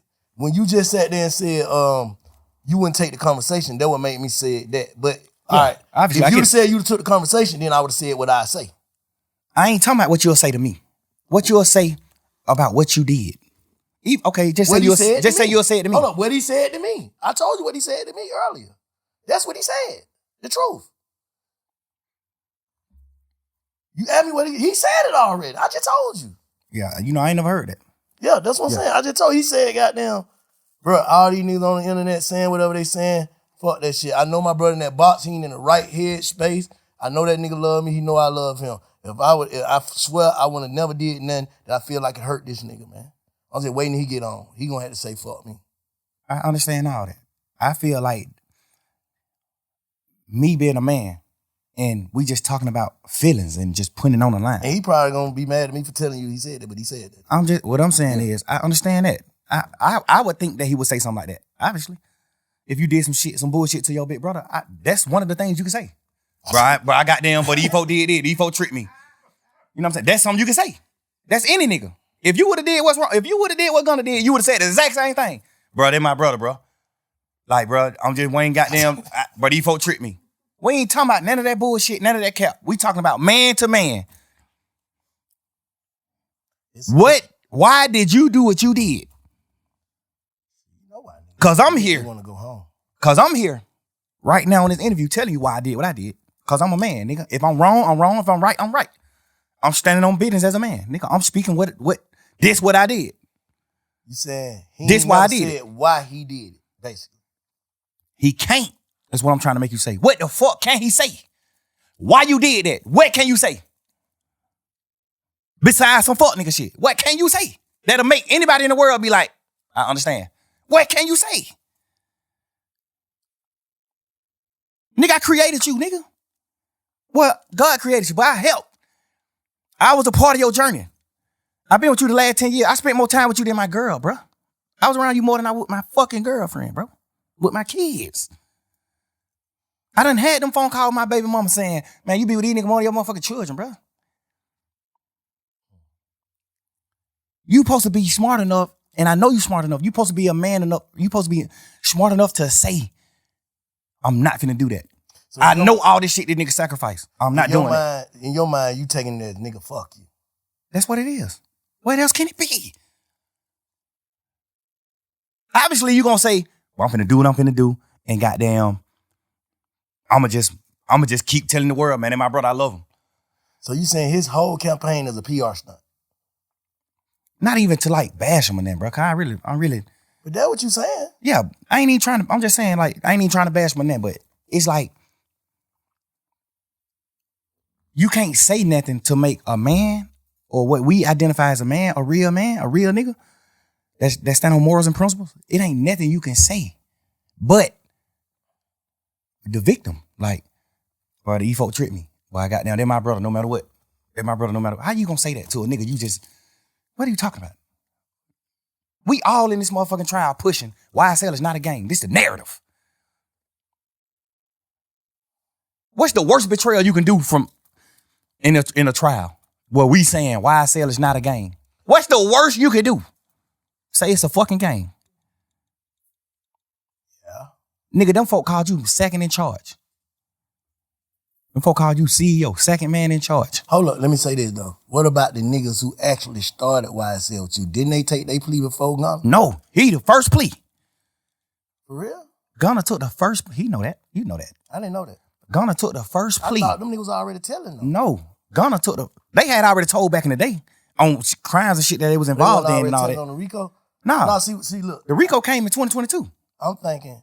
The RICO came March 9th, 2022, man. What's the little dude's name? I mean, May 9th. From your hood that's DK. Started, and who is another one too? Slug? Yeah. Yeah. I'm thinking that them two already saying like, just say Vincent, if me, Shy, and Cuz start a game, right? Yes. And we all identify as the three founders. Right. And we signed Thug. And the two founders saying, yeah, it's a game. But Bank saying it's not. How is Thug wrong for just being an artist by saying it is too? That's what I'm thinking happened. No, that ain't what happened. That ain't what happened, Bank. The first plea took was Gunna plea. Ever. The first plea took was Gunna. Slug, all them took pleas after Gunna. Everybody took the plea after Gunna. I can't even be as mad at them as I can be as him. I should, because y'all still grown men. No matter what they niggas say, y'all grown men. Just like me. When he said YSL was a game, the smartest thing for me to do is say, yeah, it is a game. Fuck it. One of the niggas who they saying is a founder of it, he not even a founder. One of the niggas who they saying is a founder of it that came on out and took a plea and said it's a game. You'll be a motherfucking idiot to sit in here saying that it's not a game. When you got a nigga who these folk done labeled as the second man in charge. That's what I thought happened, but the other way around. No, he took the plea first. Gunna took the plea first. Damn. Then them niggas started taking the plea when we started going to court. Gunna didn't never make it in the courtroom, remember? The first day of court was November 17th or December 17th. One of them days were the first time we wasn't on Zoom. The first time we went into an actual courtroom, all 28 of us. But watching that shit from the street, but that shit was like some another one. Every day, another one. But the crazy part is, another one. Get what, Bank? Even if them niggas some bullshit anyway, but some bullshit too. But even if them niggas just look at it from their point of view, niggas like DK, Slug, all them niggas, I still don't respect them niggas because you just not men. Y'all niggas is not men. Should no nigga make you do nothing that you don't supposed to do. But just look at them. Okay, Gunna take a plea. He the head nigga in charge, according to the DA. Yeah. Thug is boss man. Thug John got it, what they saying. Thug John got it. I'm not no John got it now. I'm a real man. Solid nigga. I build foundations. I help niggas. I'm not portraying no gangster, no none of that. It just so happened we just street niggas and we done stood on our business. So they label us gangsters. I don't push none of that. I push real man. They saying that I'm the founder of this shit, and this nigga is the head man in charge. He the second boss. When this trial started, they not saying DK is one of the owners, Mundo one of the owners, Slug one of the owners. They not saying none of that. They saying Thug is the owner, and Gunna is the second man in charge. I thought they said they ain't had Thug and not Thug, my bad. I thought they said they ain't had Gunna in nothing against him. Gunna didn't have no case. Well, we had 9 terabytes. You know how much paper that is, bro? 9 terabytes of discovery. That's over 300 million pieces of paper. Front and back. 300 million pieces of paper. That's how much evidence they had. God damn. 300 million pieces of paper. Damn. I think it was 9 terabytes, 2 terabytes, whatever it is. Whatever that is, it was terabytes. That shit equaled up to 300 million pieces of paper. I just remember the lawyers arguing it in court. I remember the lawyers saying, like, Yana, they got to take some of this shit, the evidence that we not going to use, and just get this shit out of the way. Because y'all just packing us with evidence, and we just got a little time to, like, go through the evidence. It's so much paperwork. Y'all might be coming to court trying to convict him on these 5 pictures. But you got 16 million pictures. I remember just going to court arguing about that type of shit with the lawyers. Like, Judge, we trying to dumb this shit down. Some of the shit they know they not using. So we need to know what they really using so we can focus on it. So it can be a fair trial. It need to be fair. So I'm saying that to say, out of all that paperwork, bro, Gunna's name went on 1 piece of paper out of 300 million pieces of paper. You know that? Yes. Hold up. Let me. I get your slide. Let me play devil advocate right now, okay? And I ain't trying to protect or defend or offend nobody. I'm just gonna keep saying that. What I'm saying is, all right, y'all ain't talking, right? Y'all ain't talking. Yeah. So me and Gunna? Yeah. While we locked up? Yeah. Nah. Okay. I called a few times trying to talk to him, but they were just giving me the runaround. That's when I started figuring out then, like, yeah. all right, just I don't get it. Your girl, his mama, you know what I'm saying? The women in your ear, like, they done got you in some, basically. You ain't on no paperwork. So basically, it's just like when Umfum called his case and went to jail all that time for nothing. That's how he would probably feeling like, I ain't finna go to jail for nothing. I understand that. Okay, I'm just saying, like, I'm just putting that in perspective. I overly. Because you got people that's watching this don't give a fuck, know nothing about no street code, no nothing. I know, but we talking about street niggas. Okay, yeah. We're not talking about none of that. So you we ain't consider talking about Gunna no as a street motherfucking nigga? white boys who went to college. We talking about street niggas. You consider Gunna as a street nigga? Yes. And not an artist? You portraying a street nigga. Okay. You talking about no telling in your song. You talking about street nigga. You talking about stepping on shit. You talking about all type of shit in your music. You standing on street nigga business. You do everything street niggas do. That's a fact. You are portraying a street nigga. If you're not a street nigga, don't portray it. You portraying a street nigga. Street nigga aneurysms. You portray every one of them. Nigga, that's a fact. I look at you like a street nigga. You my little brother. I love you to death. I look at you like a street nigga though. I don't look at you like a dork or no lame or none of that.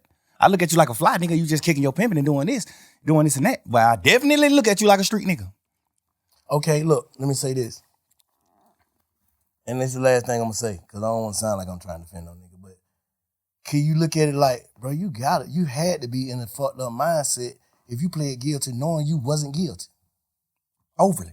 That's one of the things why I always, that's why I'm at the point now where I'm like,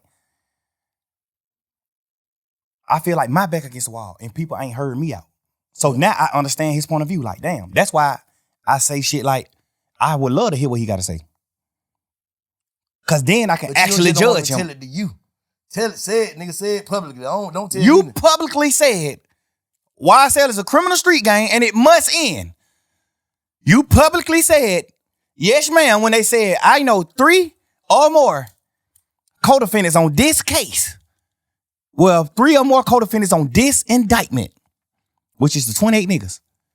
I know 3 or more niggas that committed these crimes: murder, attempted murder, aggravated assault, damage to property, shooting at houses, petty car thefts, armed robberies. You said, I know 3 or more people on this indictment that has committed these crimes. Publicly. They asked you that in the courtroom. You said, yes, ma'am. First of all, you don't know nobody on this case.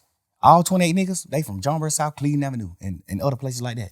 He from the South Side. He don't know nobody on this case. Guess what's so weird?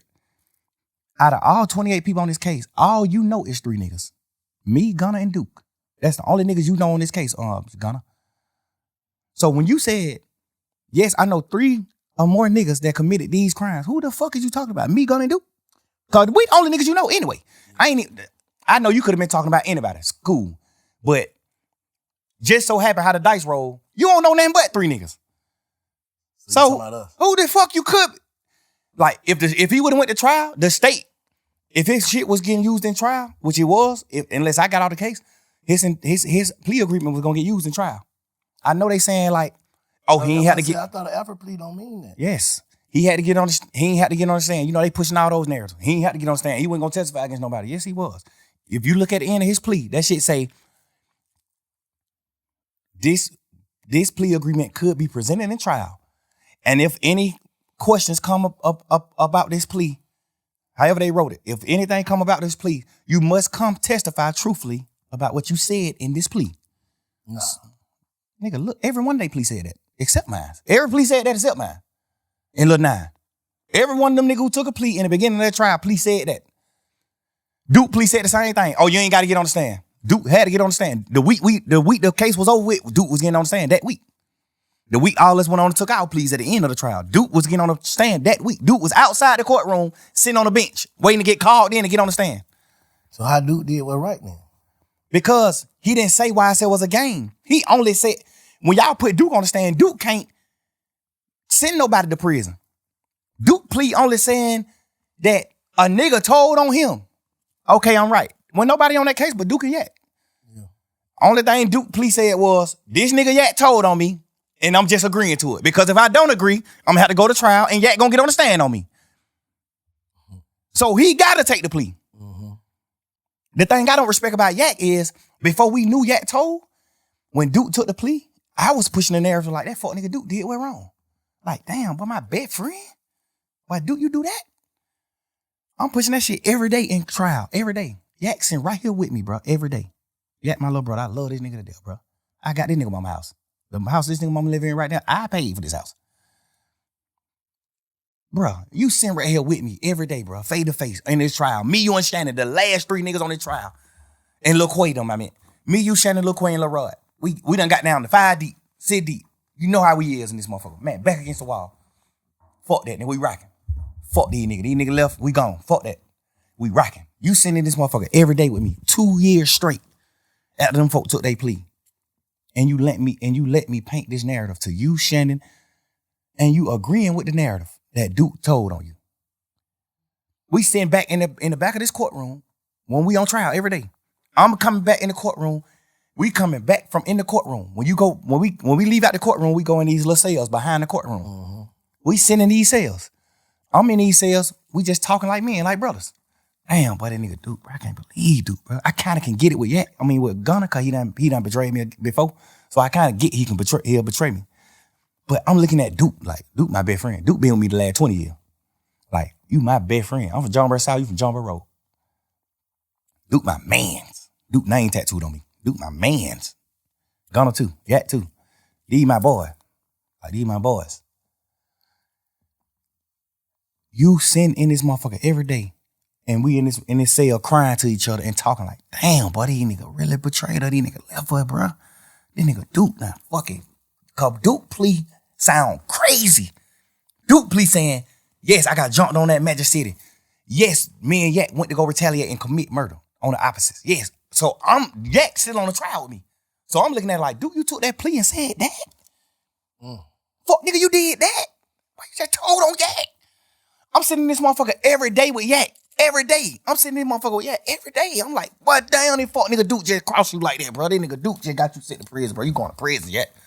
But Duke just got you sent to prison, bro. Damn, Duke. This fuck nigga sitting in here with me every day saying, man, fuck that nigga.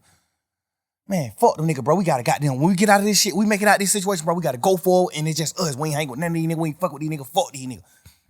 Bro, these nigga told on me, bro. This nigga did that, bro. Damn. Every day. We did this shit every day for about just under 2 years, bro. We was on trial every day. The whole time, when them niggas took the plea, the whole time from that day forward, We just sit in this motherfucking cell just going through it every day. Like, damn, but these nigga did that. Knowing damn well the whole time you told on Duke, bro. Duke took the plea because you told on him. And if Duke didn't take the plea, you would have had to get on the stand on Duke because that was your plea agreement. Your plea agreement was if Duke go to trial, you got to get on the stand and testify that you and Duke was going to go kill these niggas because they jumped on Duke. You got to get on the stand and say that because you said that in your plea, sir. If you get on the stand and you say something different than that, they're going to treat you like Moontoon. You going to prison. You got to get on. That's why Moontoon went to prison. Yeah, because he said this in his plea agreement. Yes, Thug, when Nut died, we pulled up on Thug. He gave us some money to lay low. We did this and did that. He said it in the plea. But one thing I do respect about Moontoon is when he was doing his plea, you negotiating back and forth with the state. So when Moontoon was doing his plea, he was telling them to take that out. Like, hell no, that ain't what happened. When Nut got killed, we didn't pull up at Thug condo and he gave us some money to lay low. That ain't what happened. Thug didn't pay us to kill Nut. No, he was saying take all that shit out the plea. Like, hell no. But the state tricked him like, we ain't taking it out the plea, but you can agree to it now. And when you get on the stand, you can speak your truth. So he like, y'all sure? Because he know if I get on the stand and say something opposite of what I saying in this, I can go to jail. So are y'all sure that I ain't gonna go to jail if I get on the stand and speak my truth? They just wrapped him in the bag. They just wrapped him up. Wrapped him up like a gift. Yeah. You can get on this stand and say whatever you gotta say, but you gotta say this in this plea. So that's why he was on the stand. That's why Moontoon was like, nah. Like, that's why the judge was like, so when you said this in this plea, you saying that ain't really what happened. And Moontoon was like, nah, that ain't really what happened. And I told them that they need to change this in my plea. But they said they can't change it in the plea. I gotta just say it when I'm on the stand. So how would it goddamn be able to do what he did? Like go out there and just like because he told in the beginning. So all his telling led to him not being on the indictment. All his telling led to him not being in trouble with us. He not on the case. When the case started, it was 28 of us. Woody went down one of them. So it ain't no matter what he get in the courtroom and say, he can't go to jail. Because he not a part of the indictment. He not a part of the case. He a unindicted co-conspirator. Mm-hmm. He not on the case. So he can get in the courtroom and say, yeah, I killed Nut. I killed this nigga. I did this. I did that. Can't nothing happen to him. Because he already signed his immunity. When you sign an immunity, you can say whatever you want to say on the stand. For real? Yeah. And that can get you though, right? No, can't nothing happen to you when you say what you want to say. That's the point of immunity. Yeah. When you sign this paper, you gonna tell the truth and nothing can happen to you. You can't be locked. You can't get in trouble for saying whatever you want to say. What made them give him that? Because they thought he was gonna get on the stand and say what he said in his interviews. Okay. They thought he was gonna get on the stand and say, yeah, shit. So they banking the whole case on Woody. Yeah, he was the lead. He was the lead. Them folk was in shambles when that nigga acting like he wasn't gonna testify. Remember the first time he got in there on the stand, he like, goddamn, man, I ain't testifying. The judge like, you sure? He like, yeah, I ain't testifying. Take me to jail. I sit in jail. But when they order you to get on the stand and you don't get on the stand, it's two things can happen. You can get locked up until the judge want to let you out. You can get locked up for 21 days, or you can get locked up for the duration of the trial. Whatever trial you involved in, you can get locked up. So normally trials be 5 days. So if a nigga get on the stand in a normal trial and don't agree, he'll go to jail for 5 days. Cause you gotta get out of jail once the trial is over. Mm-hmm. But this case, he wanted to do it. 2-3 years. Right. He like, well, this shit gonna be another 2 years. I gotta sit in jail 2 years. He wanted to do it. He wanted to be like, man, I ain't doing it. That's why the first time he came in, he like, man, I ain't testifying. Fuck that. I ain't testifying. I lied. So he got locked up. Remember, he was locked up for like 4-5 days. I ain't never really heard you say no bullshit about Woody though. Nah, because not even to speak on like a certain community, Woody like take medicine. Woody like, you know what I'm saying? He throw it off a little bit. He off a little bit. So I always look at anything he do like a kid, like my son. Like he don't got the functioning brain that we got. Woody take real medicine. So I ain't even. Sound like he got a lot of sense to me. Yeah, but that just come with like, you just learning what to say when you going through life. You just learning things when you going through life. You know what I'm saying? I told Woody. The craziest niggas in the world are always the ones who you think got the sense. Like, boy, that nigga ain't crazy. Man, that nigga take real medicine. I told that he overly did what's wrong with him. Definitely don't respect what he did, but I respect what he doing though. You could tell he different. That's what I respect. Like, yeah, you can I don't even be judging at him because like, I be seeing him doing his little shit on the internet where he's just like talking to kids or he's just trying to do things. He go to the college trying to talk to he just trying. Like, yeah. All right, I don't respect what niggas like Yeah, right. go I ahead, don't respect certain niggas because you'll get out of jail and still be doing the same thing. That's why I say, if you tell, just go on and make you some gospel music, just get out the way. That's what keep you away. That's what keep you away from certain shit. Just get out the way, bro. I don't respect no rat, but I respect. If you tell, you can't portray no street nigga. You got to get out of it. You got to get out the way once you do that. Yeah, I agree with that. You not running around acting like no gangster. You not doing none of that no more. You ain't doing none of that. All that shit is dead, man. You told. It's dead. I think he for real about trying to change it like that. I understand But it. it's just like, I think so too. Cause he crazy enough to the point where he don't got to change and he still won't be at fault because he really crazy. He really throw it off. But the fact that you crazy and you still trying to change, it's like I say less. why you let Roscoe get on there and stir that pot though? You got to think, bro. I can't talk to certain niggas, but it's just like with Roscoe, that's my man. He just love me. You know how that shit go. Like he love all us. Everybody who's on this shit, he love all them niggas. He just upset too. He just mad. He love all these niggas, bro. He just the same way I was in that interrogation room trying my best to get him out of trouble or trying my best to paint a picture of him. Like, man, hell no, shout out real. Shout ain't do that. Yeah. He just doing the same shit on the internet with me. Like, he just looking at, he know me. He like, man, hell no, Shout ain't none of that. Shout ain't no rat. Shout a man. Shout a gangster. I'm telling you, he ain't no rat. He a man. I ain't even a gangster. Shout a man. I respect it. It's just the same shit I was trying to do with him in the interrogation room. He just doing the same thing with me. Like, he just trying to take over for me. You know, that's just how I go, bro. When you're a man in the real heart, bro, with a real heart, bro, you standing on real business and everything just ain't a chess move to you, bro. You gonna have faults. You gonna have hiccups. You gonna have certain shit because you just a real person. I just don't like to see the city in the climate that it's in. It's like too divided, bro. And then they trying to say like you the head leader of dividing the whole city. Like all your beefs divide this shit. This nigga thug this. See, like how you speak on that? See, the thing that made me not say nothing else to Rollo is because when I first got locked up, the narrative that the DA was pushing was he divided the city. He made all these people beef, which is a complete lie. I made niggas get together. I stopped a lot of beef. I stopped a lot of niggas from getting beef. I only had one beef my whole life. And it wasn't even my fault. I stopped a lot of niggas from beefing. I got Wham and Savage on the phone to stop whatever could have happened with them. I got niggas on the phone. Hey, bro, we brothers. Fuck that. We ain't talking about no internet shit and what's going on in the world. We talking about real life, nigga. Both of them can get on your motherfucking platform and say the same thing. Yes. That nigga got both of us on the phone and told us, man, y'all nigga acting like fuck nigga, bro. We ain't beefing, bro. This Atlanta, bro. Everybody in this rap game, everybody in the industry, all over the world look at Atlanta like the hometown of niggas who stick together. So that's what I'm on. Everybody. Ask Wham. Ask Savage. I got them on the phone to stop their beef.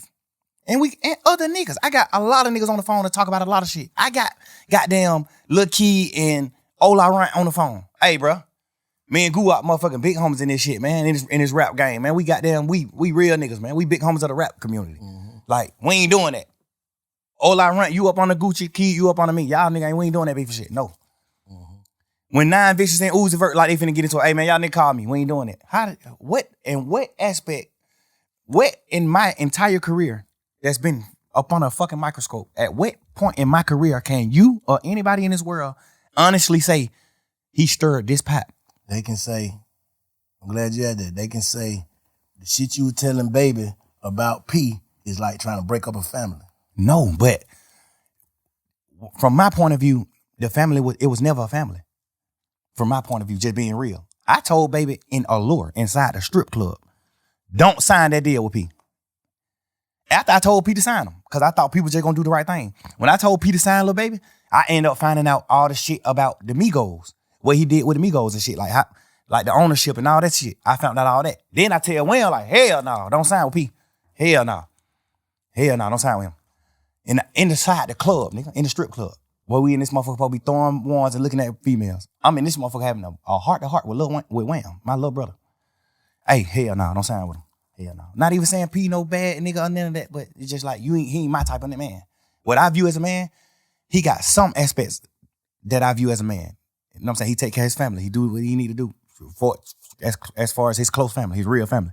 He take care of his real family. He take care of his kid. He a father to his sons and his daughter. He a dad. I respect that part. But like, I respect his business part too because I'm a businessman. But I just do business different. So I wouldn't do business like him. Like, I went sign Wham, and cause we knew P before he signed Wham. So we all was family. Like I know your son. Like, they're my little brother. You think I would ever in my life consider Lil Wayne my little brother if I sign him and take 100% of his masters? Nah. 100% of certain shit. Like, any percent. You think I would do that? This my little brother. Me personally. It's business though. This shit business though. I know, but you supposed to get something. I understand that. But a lot of shit is fair. Cause P a mastermind in his music game. He know rappers don't get rich off of music. Rappers get rich off of their shows, their endorsement. They don't get rich off streams. We get rich off shows, endorsements, and masters. Mm-hmm. Rappers get the last money. Rappers will be okay with the master money. Nigga like Swiss Beat, Missy Elliott, Timbaland, they got rich at an older age. They got rich off of their masters. They was able to sell their masters. You see what I'm saying? And get a bankroll. We know that. P know that. But we watched P pour in the baby like a motherfucker. No, he didn't. Because you got to understand, Wham took off as soon as he started. He ain't even get a chance to spend no real money on baby. Wham took off top his first song.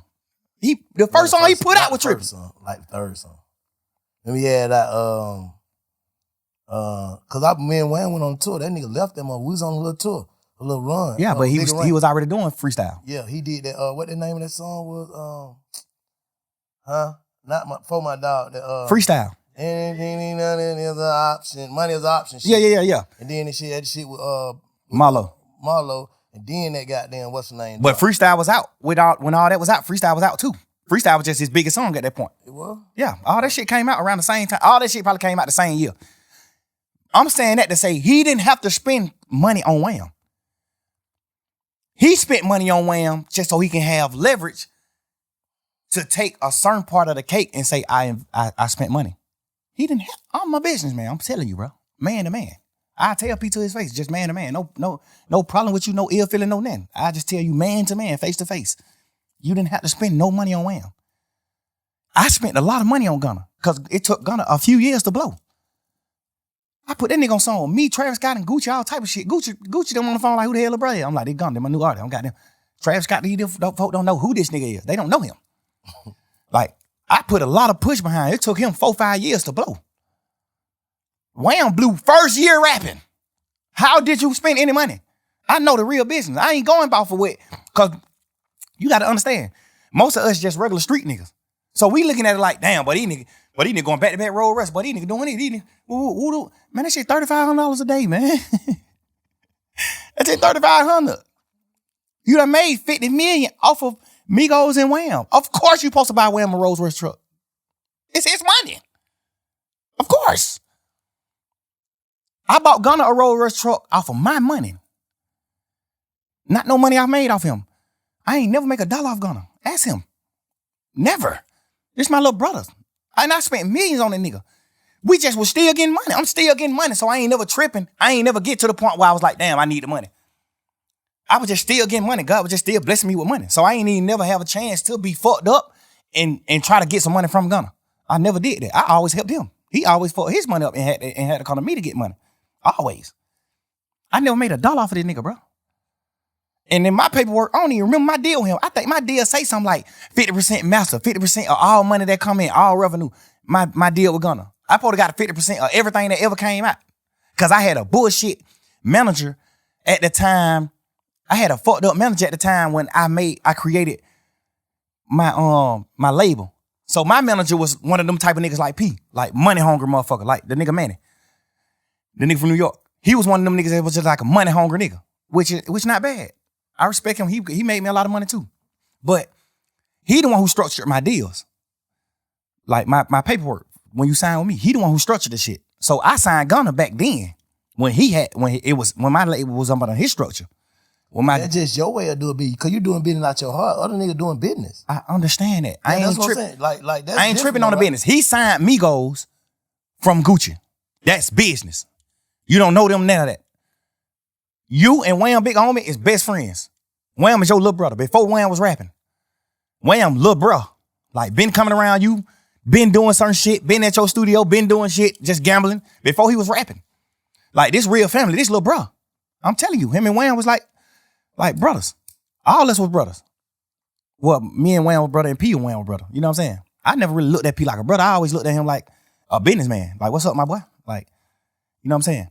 I ain't never look at him like family. Cause we in business. We damn near competition. Not to me, cause I fuck with your artists. I did songs with Migos when I was lit and they won. I did songs with Wham before he made music. I paid for Wham's first studio session, not no fucking P. I paid for that. I paid for his first song. I did the first feature with him, me, when he was just a regular young street nigga gambling. I seen that. I'm telling you, this all facts. This ain't nothing P can get on here and twist and lie and say. This ain't nothing Wham can say, lie and say. This is all facts. You didn't have to spend no money on Wham. You didn't. You ain't have to spend no money, bro. Just me knowing the business. Me being a boss man, a CEO in this business. You ain't have to spend no money on him. He blew too fast. If anything, you probably spent goddamn $500,000. And that was just because you wanted to. Not because you was trying to make him blow. That young nigga blew up so motherfucking fast, bro. You ain't even have time to spend no money. That nigga was doing show. That nigga was, bro. Nigga, I've been rapping since 2006, self. Little boy. I blew up 2015. We spent a lot of this shit trying to blow. Yeah. Wham blew up first year rapping. At what point could you spend money? How? I don't know their business, so I'm just saying. Telling it to me. I ain't even saying they business. I'm just saying I don't know that business. I don't know. The musical business. I know it. Yeah. I'm a CEO. He ain't had to spend no money on Wham. He spent money on Wham, but I feel like he did it strategically. I feel like he did it so niggas like you and niggas like us, that's regular niggas, that's street niggas, can feel like, shout it, help the young niggas blow. Yeah, because he already had a label, already had a machine, so it's like, damn, they just put shout the machine, he blew up. But he really, we can say he blew up fast because he had the machine too off the rip. I think he had the street machine before that. I think almost definitely he did have that. I'm telling you, that nigga been getting 10,000, 15,000 likes on his picture when he was a regular person. Yeah, no, I agree with that. Yeah, I be wanting to give P the cookie because I respect some of the business he do, some of the shit he did. I respect it. I be wanting to give him the cookie, but I'm just a man, bro. I'm a real nigga. I think P love Wham though. No, I ain't saying he don't. Yeah. No, I ain't saying that he don't. I'm just putting that out there because I know like this shit crazy. I just fuck all that. How do we get the city back to? I feel like the best time I say y'all nigga had, man, when goddamn, because by the time y'all nigga really hit that summer, it was goddamn you, Rudy, Prom, goddamn Baby, goddamn who else with y'all? It was just like it was looking like Atlanta. Remember what that video was? ATL. They sent me the song to get on the song. ATL song with Marlo and goddamn Wham. That shit was looking like, yeah, these young niggas got it. They got the city. They got it. Like, because that was right after who had it? Future. We'll say Future. And your era, Future, you, Rich Homie, all that. But it was like you were bringing, because you was right there with them young niggas. Like, I'm bringing a new era. That's the Baby, the goddamn Marlo, the Rollo, just all that Problem Child. Everybody like, fuck that. We united. Like, how we even get back for the city to be that? That's what I want to know. What I want you to think about is who united all them niggas together. Slime did that. Thug did that. So how we do it then, Slime? How we do that now? Like, how we do that? I think at least to the point where it don't be no bullshit. Because all this shit is going on, all this talking ain't gonna do nothing but build egos. Niggas gonna bump into each other and, hey man, you gotta stand on that ego. That's why you ain't gonna never see me condemn a nigga on these podcasts, bro, because I already know how this shit go. Niggas ready to go out bad behind their ego and their name. So nigga, when I first came to shit, fuck these niggas. These niggas don't wanna do nothing. You know what I'm saying? But now it's like, I ain't on that, bro. I'm trying to, cause I already know, bro. It's like, how the hell y'all nigga beat these folk and think these folk happy y'all beat them? I know they ain't, bro. That's what I'm saying. Whoever, the energy, whatever, nobody, like, you can't bring that energy back, bro. Niggas can't do that shit. Niggas ass gon' like, when that boy fell out that motorcycle, they put the young nigga Woody. When he fell out the motorcycle, they just put out the what's name at first, him laying on the ground. Bro, I prayed for that young nigga, like, man, I hope he ain't got shot. I hope he all right. I hope ain't nobody shot this boy. Cause it finna be some, man, niggas going to jail for good. Facts. for good. Like, fuck all that. Ain't finna be no more of that maybe shit. And it gonna be them other people. Federales. Yeah, so what the fuck? I know niggas, man, I don't know, man. I don't know if niggas, I'm too old, bro. I'm 47. I can't go sit in that motherfucker. So I be trying to tell these niggas God like, damn, you 47? yeah. God damn. You know, I'm just saying, bro. I ain't trying. Now, I listen. learned my lesson. Bro, I was at the thing I don't like about what Rollo said is, why is you painting that picture knowing that I'm the reason a lot of niggas cool with each other? And the DA just painted the same picture. That's police shit to me, bro. You can't get on the internet and say, fuck nigga, you really divided the city. How? How the hell did I divide the city? I brought the city together. I was at odds with Lucha. Ask Niggas Lucha had this. to pick sides, though. No. Yeah, for sure. Niggas Of had course. to pick sides, so that's dividing, though. No. Because if a nigga don't fuck with you, niggas ain't fuck with you. No. That's not divine, bro, because you gotta know you gotta know the background. You gotta know what's happening behind the media. You gotta have when me and Lucha was at odds and in the hype in the hype of the beef. Ask Lucha what I did with him. At the hype of it. Bro, this shit ain't got nothing to do with me or you. Let's make a song. I don't want no smoke with you, bro. I tweeted it. Go on Twitter. It's on my Twitter still. But they Back can then. consider as trolling, though. No, it's not. Nigga. I'm saying it could be considered as trolling. Man, if a nigga get on the internet and say, you're a sissy, you're a punk, nigga, I fucked your hoe, woo, woo, woo, woo. If a nigga get on the internet and say all that, and I get on the internet and go up on his, if I reply to him on the internet and say, my nigga, I don't want no beef with you, no none of that. Let's do a song, bro. That's not trolling. I'm saying, And I ain't saying it was trolling. I'm saying it can be considered that. It can be considered as yeah, trolling. but ask Lucci yourself, and I bet you he gonna say it wasn't trolling. Oh, you saying because you know he knew he can't take it. I'm talking about the people perception. For sure. I ain't Can fuck say- the people. We talking about us, real You life. saying he know like you already had them reached out to him before you even put that up. And- You said to him and in public. I said in public. At the hype of it. I'm not known for that. Thug known for standing his ground. A nigga say something about, man, nigga, fuck you, what? I'm on that. You know I'm on that. What? I'm not known for that. Nigga, I stopped from doing that and said, bro, let's do a song. I did him on Instagram too. We did him on Instagram. I'm like, lame man, nigga, let's do a song. I don't want no beef with you, bro. It's gonna doing the song, it's gonna be bigger than beefing. I'm telling you. I could bring you up to my level. I'm telling you. I DM him this. But you know, we in the hype of the beef. But don't nobody know that though. I know that, but I don't care to express it neither, because I'm a real man and I don't do shit for certain reasons. I do it because what I feel. Like, this me. You know what I'm saying? You know what I'm saying? Now we get to the point where I'm doing the interview with you. Now I'm telling the world, like, That's what I'm saying. I'm making a point when you said how could Rollo do that. I'm showing you how he could feel. no, like because I done had conversation with him too. Oh. I done had conversation with Rollo too many times before he read it. I done had too many conversations with this boy. I wasn't even tripping on him writing because it don't got nothing to do with me. I'm mad that you did what wrong because I looked at you like a real nigga. But it don't got nothing to do with me, so I ain't tripping. I ain't gonna fuck with you, but that don't got nothing to do with me, so I ain't tripping. You see what I'm saying? But a nigga came out, the same nigga who said that, like how, what's your name did? He said that, man, such ain't tell on me. That's what Roscoe said, right? Yeah. Clean and Listerine. Yeah. That Roscoe said. The nigga, Sean, who nigga saying told on Rollo, came and said the same shit. Like, bro, they must trying to put some shit together, bro. Like, basically, you ain't tell on me. So, But how nah, go? that ain't basically you ain't telling me. What he saying? He didn't tell Rollo. If why, I say- why would he be on the phone with this nigga? This nigga got a dog food case. Why would he be on the phone with Rollo? I'm just asking. I'm playing double. Why would he be on the phone with Rollo acting like, nigga, you ain't telling me? Nigga, you can't call me if you told on me. This the difference. You got a man who ain't really got nothing going on in the world. So he damn near gotta go for certain shit. He damn near, cause shit, Rollo is the nigga in they hood. He the nigga who getting the money he getting in they hood. He damn near gotta take care of you, even though you locked up for some shit that could possibly have something to do with him or some shit like that. He the nigga in, like you damn near got to just go with him. You don't got no other help. That's number one. But them ain't facts though. That could be. Right? That, I'm just saying that could be. Could be, okay. When it comes to certain niggas. Okay, yeah. Like, and then we gonna speak on the real facts. We ain't gonna speak on what something could be. The real facts is you have paperwork where you're saying, yes, he said this. Yes, he said this. Yes, he do this. Yes, you got paperwork Where on that you. paperwork at though? He got a big ass book that ain't in that book. Bro, Where the paperwork at? bro, this nigga done got so much shit sealed. And listen, bro, I don't even care to do all this type of shit in the interview. We All just right, well, we can fast forward then. man to man. Yeah. Rollo, I don't even give a fuck about who he told on. I know 100% he was gonna take the stand on me and Lucha. I know, nigga, that's a fact. On my freedom. On my freedom. That's a fact right here. On my freedom. Fact.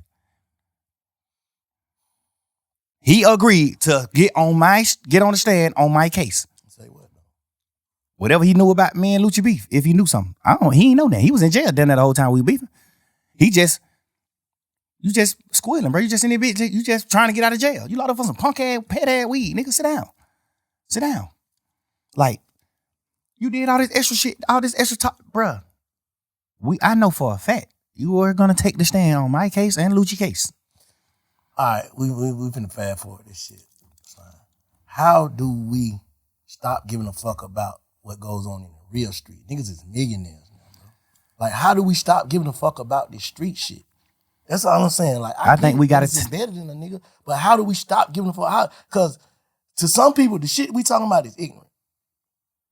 To some people, yeah. To some people, but not where we from. We try to uphold some shit though. Ain't even about upholding. It's about manhood, bro. We men, bro. We ain't gonna do that. No, I'm asking. No, we I'm men, just, but I'm still having a conversation with you though. Fuck. Like, I don't get that. We make $1 trillion. But still though, it's still. Would you look at Elon Musk like? But you ain't. If Elon Musk fuck a young girl, is you gonna look at it like, man, that nigga made billions of dollars, but that nigga he didn't mind a whole nother place? No, nigga. Right is right, wrong is wrong. I don't give a fuck what you made. Right is right, wrong is wrong. Bro, I'm trying to be rational, make some rational about this shit. Bro, I swear to God, bro. Like, I don't got no problem with Rollo. I'm one of the first niggas in the city that did any type of fucking with Rollo. Me and Rollo had real smoke. I got on the phone with Rollo when he was in jail, like, hey, what's up, nigga? You good? I'm praying you get out, bro. Woo. Nigga, you get out, push up on me. Like, I'm all for helping somebody, bro. I'm telling you, bro. This how I get. This what make me happy. Helping a nigga is what make me happy. Not even getting millions. But y'all nigga leading the game though, bro. Like, we what? Leading the game. Like, you one of the biggest niggas in the game, bro. I understand. So it's like, you gotta kind of set a precedent for the young niggas. You know what I'm saying? Like, all right, cool. That cool. That what we know, bro. All this shit you talking about come from trauma. You saying it, man, but it come from trauma.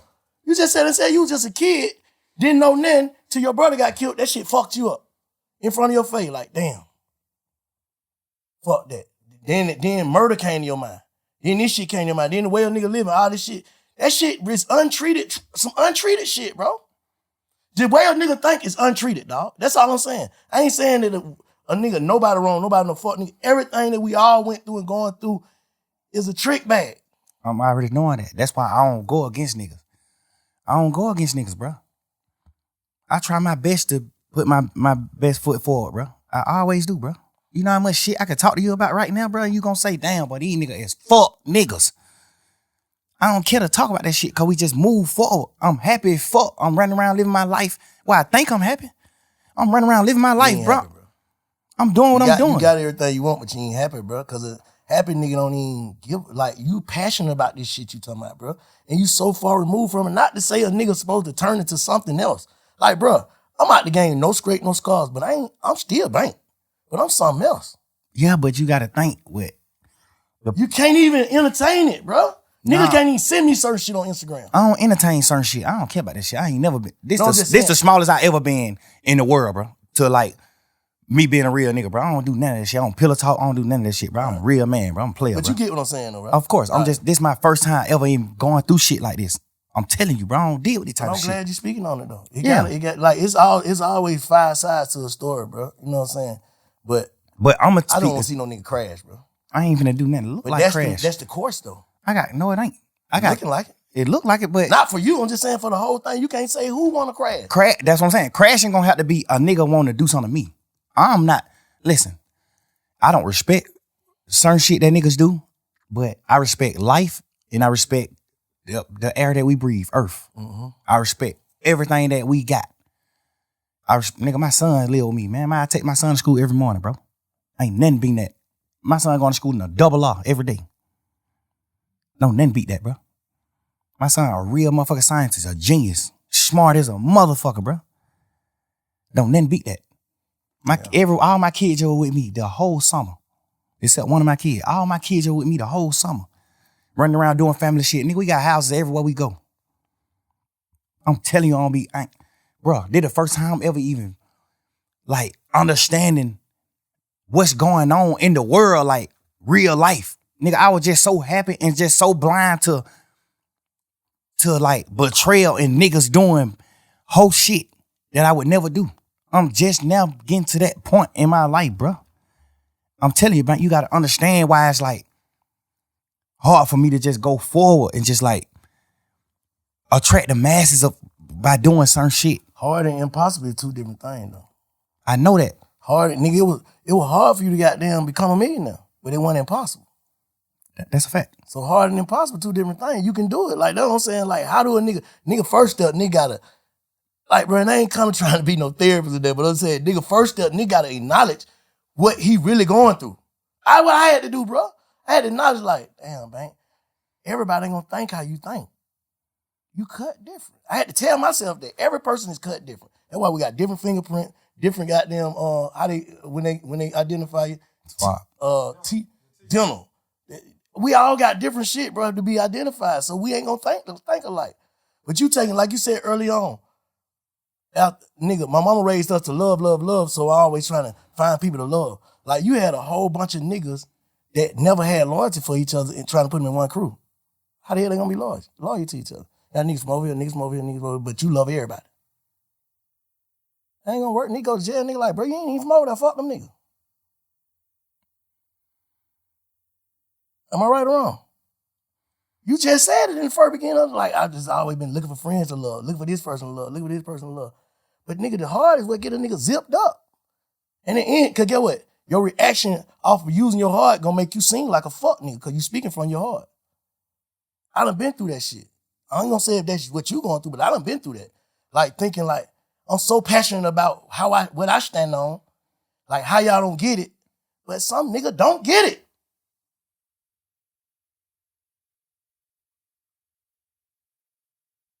Now I don't get it, right?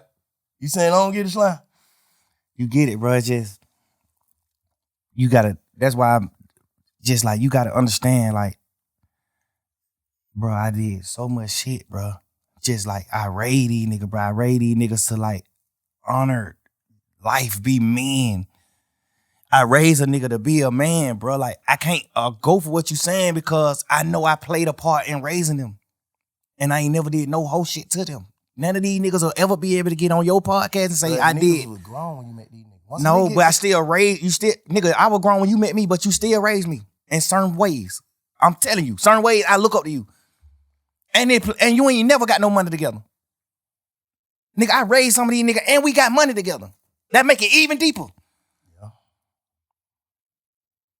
We stand on certain morals and principles, bro. When I speak on unfiltered Gunna or Pluto or Wham, when I speak on him, before this situation, when I speak on him, guess what I say to them? Oh yeah, you know, Shawty got a life sentence. Shawty sitting on that bunk right now for not telling. We instill that shit in each other.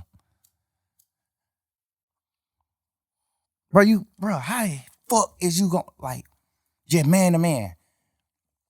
How the hell can you go against the grain? And that's why I look at niggas like you, cause guess what? I respect you cause you don't take nigga sides. You don't do certain things. You tell us what's right and what's wrong. Cause you an older street nigga. You're an OG. You tell us what's right and what's wrong. I live all these morals with niggas who came in the game with me, bro. I teach all these niggas do sucker shit toward me, bro. Every one of these niggas. Anybody you can name who we've been talking about in here. These niggas talk the hoes about me. These niggas do all type of shit. I still love them niggas. I love y'all niggas. Fuck that, man. That's just how he is when it come to girls. It's all right. I love him. That's just how he is. That's just how he is. But I'm saying, a nigga gonna carry that shit forever, a nigga gonna try to heal. Like, that's all I'm saying now. I get what you're saying. I get what you're saying, how you feel. That's your perspective. We on perspectives. So you give me your perspective on how you feel and how you was raised, the shit you stand on. But how do a nigga move forward? Because a nigga can't, like, that shit, you can see that shit consuming a nigga. Where the music at, Slime? You just played me some hard ass shit now. Why that shit ain't not? The fuck is a nigga thinking about? Cause I just don't got my twin, bro. I don't got my friends, bro. I'm just fucked up, bro. I'm fucked up, bro. The nigga who I be with every day, I don't got him no more, bro. I'm fucked up, bro.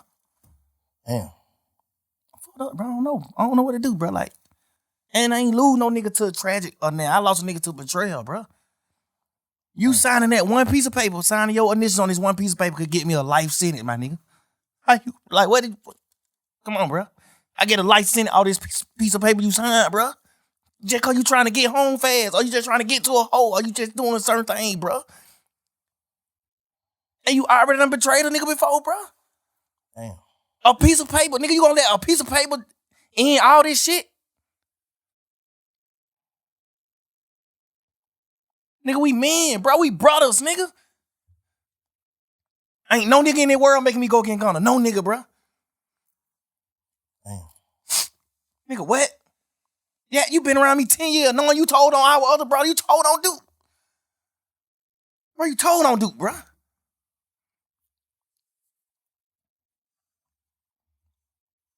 When them niggas was shooting at you, Lil Woody, I helped you hide.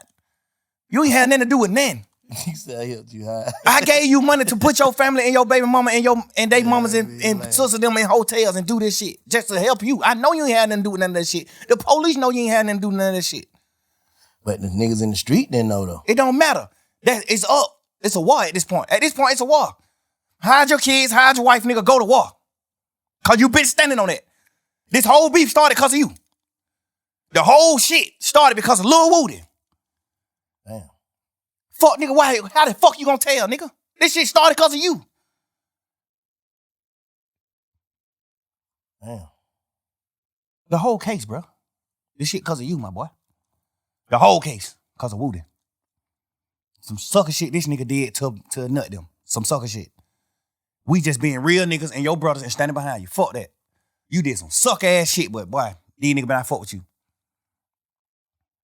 Damn. Now you got Shannon, Yak, me, Duke, and everybody else who got them on our side. You got all us going through shit. Because of your own action that you did on your own time. And you folded. You told. You did the worst. I'd rather you tell the ops where I live than tell the police. Nigga, we go to prison forever. Nigga, I'd rather die than go to prison. You better off telling the ops where I'm at, bro.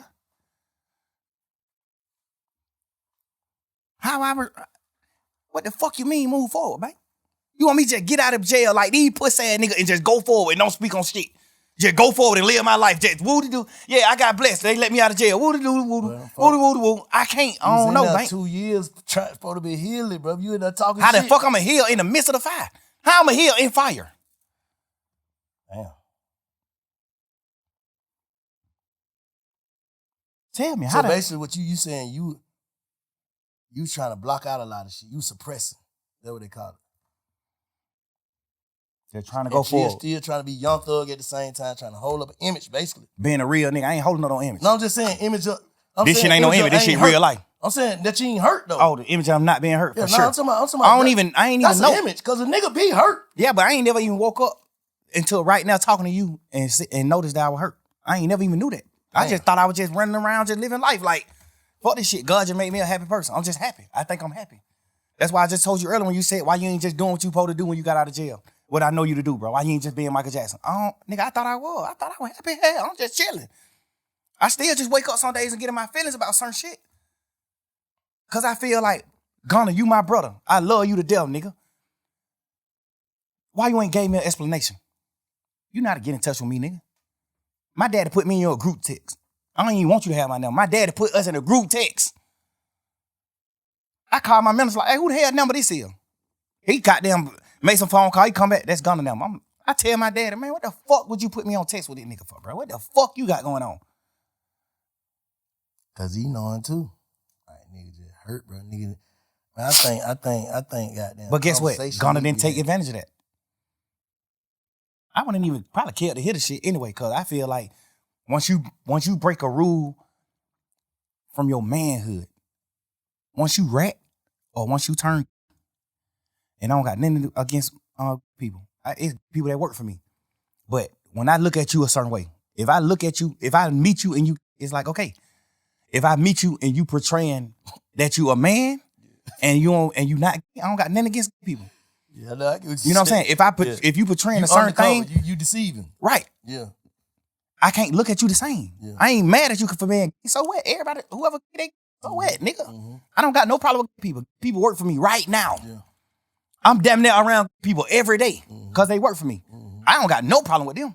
I don't hate that I even brung this shit. I don't want you to take it out, but I hate I even brung it up because I don't even want the LGTB. They get what you saying. I don't even want that community to even think that I'm against them. I'm overly with y'all You folks. saying DL, bro. That's what you speaking on. Like, if I look at you like a man and we fucking bitches together, girls together, and we doing certain shit, and I look at you in a man like, boy, that nigga, and then I find out it ain't really nothing you can say to me. Yeah. I'ma just look at you like you broke a man code. You broke a code that men with backbone stand up to. You broke that code. You can talk, you can say whatever you want to say. You broke a man code. I don't look at you the same. But in real life, I don't even want to hear what you got to say, but you still supposed to be a real nigga to say, I'm finna say it. I don't give a fuck if you want to hear it or not. I'm finna say it to make sure he know. And that's why I'm doing this interview. He might not be one that want to. I'm just speaking stir the pot. That ain't stirring the pot. Get on the internet and saying how you feel about betraying your brother. How the fuck is that stirring the pot? Yeah. How? You ain't getting on the internet saying, oh, this nigga did this nigga did this, and bring the other. You ain't doing all that. You get on the internet and saying, even if you're not on the internet, my daddy put us in text message. So you can't even do no interview in the future, in the near future. You can't do no interview and say, I ain't got his number. I ain't got in touch with him. You overly got my number. Overly. That just further my conspiracy. You saying even after all the shit, all the jabs you been taking, you still supposed to submit? Cause you know you wrong. It ain't even about submitting. It's about speaking your piece. Did what it is, bro. Yeah. So basically, I don't like, bro. Imagine a nigga, bro. We fighting to say YSL is not a game. Me and Bank best friend, they're my mans. We done made all the millions in the world together. I gave you the millions. We ain't make them together. I gave them to you. You get on and you take a plea and say, duct tape is a game and it must end. Just be a man. You don't think that you owe Thug an explanation? No matter what Thug saying. Thug can say Bank a rat all day. Bank a rat. He a motherfucking rat. Nigga, I can say that all day. And you can't say nothing about that because you did. But that's going to stop you from giving me an explanation? As a man. So maybe he need to get in touch with his feelings.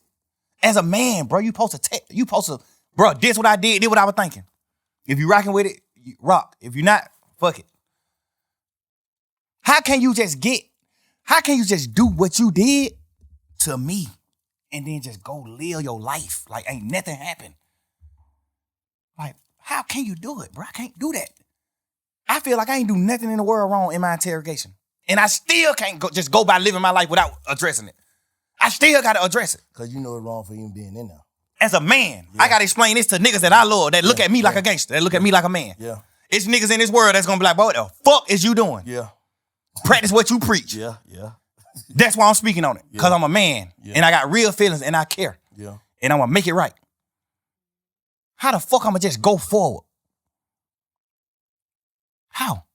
That mean, to me, you never felt the way I felt about you. About me. You never did. Damn. Nigga, I'd die before I go against that nigga. Even to this day, still. I'd die before I go against him. The only thing I'm ever say, you a rat. You a rat, bro. You a fuck nigga. You did what wrong. You betrayed me. Man, Being a part of his demise or anything like that, I'm never doing that. Nigga, I love the nigga mama. That nigga mama like my mama, nigga. Nigga, I bought his mama her first piece of jewelry. Obviously, he presented it like he bought it. I did that. She probably never know that. Get what? We can talk about that shit all night, and I tell you, I'm gonna just bring it back to bro. This shit got you fucked up. You said that, right? And you agree, right? We just unlocked that, right? All right. How do you heal, bro? How do you move forward? Period. No, Bank. I ain't. That's why I'm talking to niggas like you, bro. That's why I talk to OG, bro. You gotta put me down. I don't know. You gotta put me. Somebody tell me what I can do. Like, bro, I'm just telling you. With the stick. I'm telling you my. I was girl. How you heal then? Shit, nigga. I healed it, but like that with soap and water. Soap and water ain't gonna heal this shit, Bank. Yeah. Guess what? You more in touch with your feelings because you're an older man. You more in touch with how life is. You done been my age before. I ain't been your age. Yeah, shit. So you could tell me if you know. Tell me ways I can heal. I don't know, nigga. I'm telling you my perspective. I'm telling you why I'm fucked up. I'm telling you why I can't go forward. Not why I can't go forward. I can go forward. I'm telling you why I haven't went forward. First step is knowing what you just said. First step is knowing. I ain't never know till the day, bro. Till I talk to you, bro. First step is knowing. The second step is goddamn knowing that you know. Goddamn, I don't know. You just gotta, man. Shit, you got it, bro. Whatever, man. Like everybody, man. Niggas just gotta move forward with their life, man. Make sure this shit don't turn into nothing else. That's all I'm saying. With whoever on the internet talking the internet, you and Gunna, I feel like y'all niggas should have a conversation. That's just how I feel. So have you ever been betrayed by one of your friends? Yes. So bad to where you can't talk to him no more? Don't lie. Yes. But I still, if I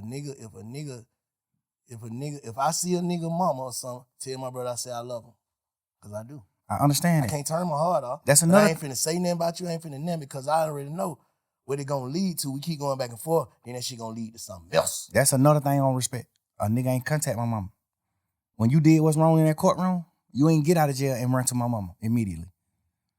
You ran to your mama, who I take care of.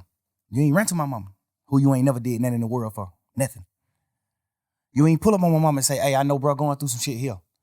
Bro, bro sent money these niggas sent money to help me pay for my lawyer. Wham sent the money, all that. That's why Wham hurt. Like, these niggas, they talked to Wham. I ain't talked to them. These niggas held conversation with Wham. Wham told them, man, hell no, nigga, what? Never. Don't never do that. Boy, if your ass get 100 years on that bunk, nigga, we gonna take care of your mama and your family forever. And nigga know Wham mean what he say. He stand on his business. Home, a real one. These niggas held conversations with Wham. And Wham told these niggas, what? No, sir. No, you can't do that. Nigga, what? That's the worst. No. Nigga ain't pull up on my mama, bro. Nigga, I done held conversation with my mama. And get what my mama said. Man, fuck these niggas ain't, cause she an old lady, so she don't even care about no nigga ratting and doing all that. She an old ass lady. My mama get on the phone and she say shit like, man, them niggas ain't pulled up on me. Ain't none of them niggas came to see me. Guess what? Wham done pulled up, gave my mama bags, dunchos. Pluto done gave my mama dunchos. Cash, XO Cash, done pulled up several times, gave my mama duncho. That nigga probably gave my mama $300,000-$400,000, boy. Like gaffers, 50, 60, 100, 120. Whatever he have on him, he'll just pull up on my mama, just a hug and kiss her. And whatever he got on him, he just give it to her. Here, it might be $36,000. Here, mama, dude. Bro, you ain't even put up on my mama. And that's why I say you not a man, because you ain't even ever told your mama all the shit I done did for her. Your mama think you the real nigga. Your mama think you taking care of. You ain't never even told your mama, man, Slime did this shit. Because guess what? You not a man to me. You living your life according to your rap career. The only regret I have is ever in my life messing with them niggas. Ever. I probably had better judgment with who I take with me, bro. But these niggas fuck nigga whole shit up, but I can't function, bro. I'm telling you, bro, I'm fucked up, bro. Like, ain't even about none of this interrogation. All that shit petty shit. I ain't never tripping on that. When I got on the phone with you the other day, what I said? Hey, bro, I did what wrong? And you said, man, you ain't do nothing wrong. The only thing you did wrong was even talking to them. Before sending somebody to jail or telling on somebody, you ain't do none of that. Because that's what I care about. I care about that. I'm a man. I honor niggas who I love, I respect. I honor that. I honor that. Nigga, you ain't even told your mama and your daddy and your brother them that I was the one who helped you do all the shit for them you did. Not saying you wouldn't have did it, but you wasn't able to do it at the moment it needed to be done. I did it. You ain't never tell them that. I fuck with Weekend. I look at that nigga like a big bro. To a certain extent. We ain't never just like hung out like that, but I fuck with Cash. Cash my brother. This nigga a part of my management team. Sal a part of my management team. I paid money for your album to go number one. You not bigger than no fucking Weekend, nigga. I paid money for your album to go number one. The thing I don't respect about Eb is she ain't tell you that. She on the phone with you in jail saying, man, take your plea, gone. Fuck these niggas. Ain't none of y'all real. Ain't none of y'all gonna just say, damn. You can't say that she said that, Who? though. You can't just say He told some of our friends that Ed was part of the reason he took his plea. Ed was like, man, shit, bro. You gotta focus on your career. You gotta, I'm telling you. And she was saying it to the degree of like, she know how to play the game. You know, she came up on the Pluto. She know how to play the game. But she was telling him like, shit, if you want to help Slime, you need to get out. So you can help Slime. What made me know that was some cap is when you got out of jail, you didn't help Slime at all. When you got out of jail, you didn't help Slime at all. Savage sent money to Thug.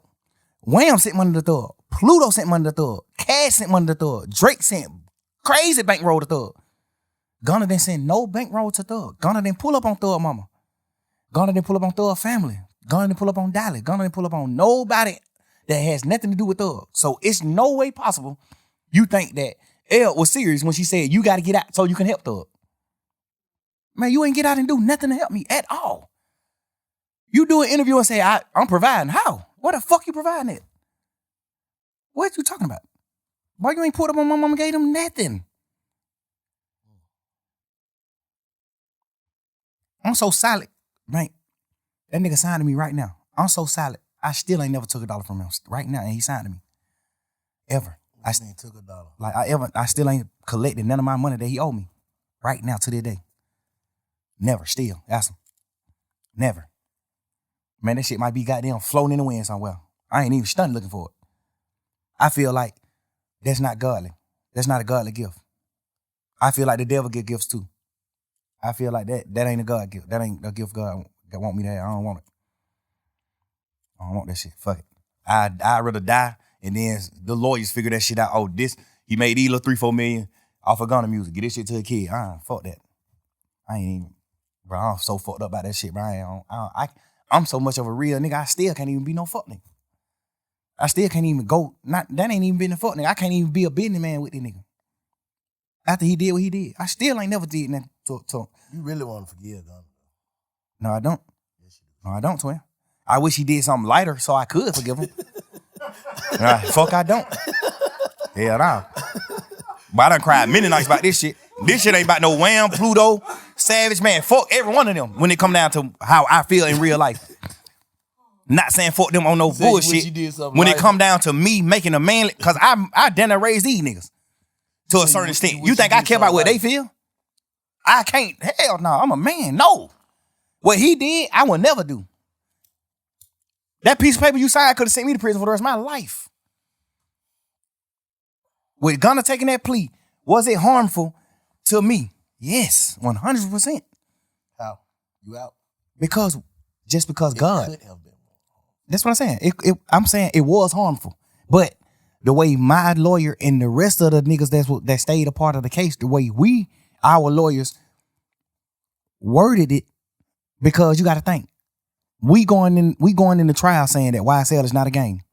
Now you got Gunna and the rest of these 7 niggas take a plea and say YSL is a game, except Duke. Everybody else who took a plea said YSL is a game. Now my lawyer, now we having a meeting, all the lawyers having a round table meeting. Now all the lawyers saying YSL ain't no game. These are the points we gonna hit. This is what we gonna do. YSL not a game. This is what we going to. All lawyers are aligned, 100%. All they have. This is what we doing. Huddle, break. Now this nigga take a plea and say it is a game. Now these 7 niggas take a plea and say it is a game. Now they going back into the drawing board. Now the lawyer going to the drawing board like, well, now we talking to the jurors. First we telling the jurors YSL ain't a game. Now we going back to the jurors and say, well, some people might say it's a game, but we ain't a part of that part of it. We a part of the record label part. Hold on. So let me ask you something. One more thing about this. So did y'all see Gunna plea before he took it? Before we knew? Did y'all know? The lawyers did. They ain't tell y'all? My lawyer told me. I'm saying like... My lawyer said, I think Sergio Kitchens is going to take a plea today. I said, you think so? He said, yes. So he didn't get a chance to get in touch with his lawyer and be like, hey man, no, man, let's stay on track. Of course, we did all that. My lawyer was the head honcho of the lawyers. He telling everything that happened in that trial came from Brian. Everything. He told every lawyer what to do, what to get up there and stay. Max Sharp is top tier. Brian told that nigga everything to say to help Shannon. Everything. Nigga, them niggas talk to each other every day. Obviously, Max Sharp, a mastermind, and he know how to protect. Nigga, him and Brian in the same office. Brian gave that nigga rooms in his office. Brian owned his whole building, this office space. He got 10, 15 rooms. Man, Max Sharp, 5 of these rooms, yours here. Like, but these niggas in a huddle 3 years straight, nigga. Everybody on one accord. Until that happened. When he took the plea, the niggas who got off the case was out of the huddle. All the rest of the lawyers who still was on the case was still in the huddle. But we had to change the plan. Hey, we gonna run to the right. Now we got to change the plan. Hey, we gonna run to the left and we gonna say shit. Some people did run to the right, but we ran to the left because it was open. you gotta think, do it hurt the case, nigga? You got jurors sitting in this bitch saying, we don't know none of these niggas. We know Young Thug and Gunna. Every juror. We know these two people. These are superstars. Rest of these niggas is nothing. We know these niggas. These is the head honchos. This what the state's saying. The state don't even got to say it. We the two richest niggas on the case. The jurors gonna think that anyway. The state don't even got to say it. They would have been better off not even painting that narrative. Because the jurors already thinking that.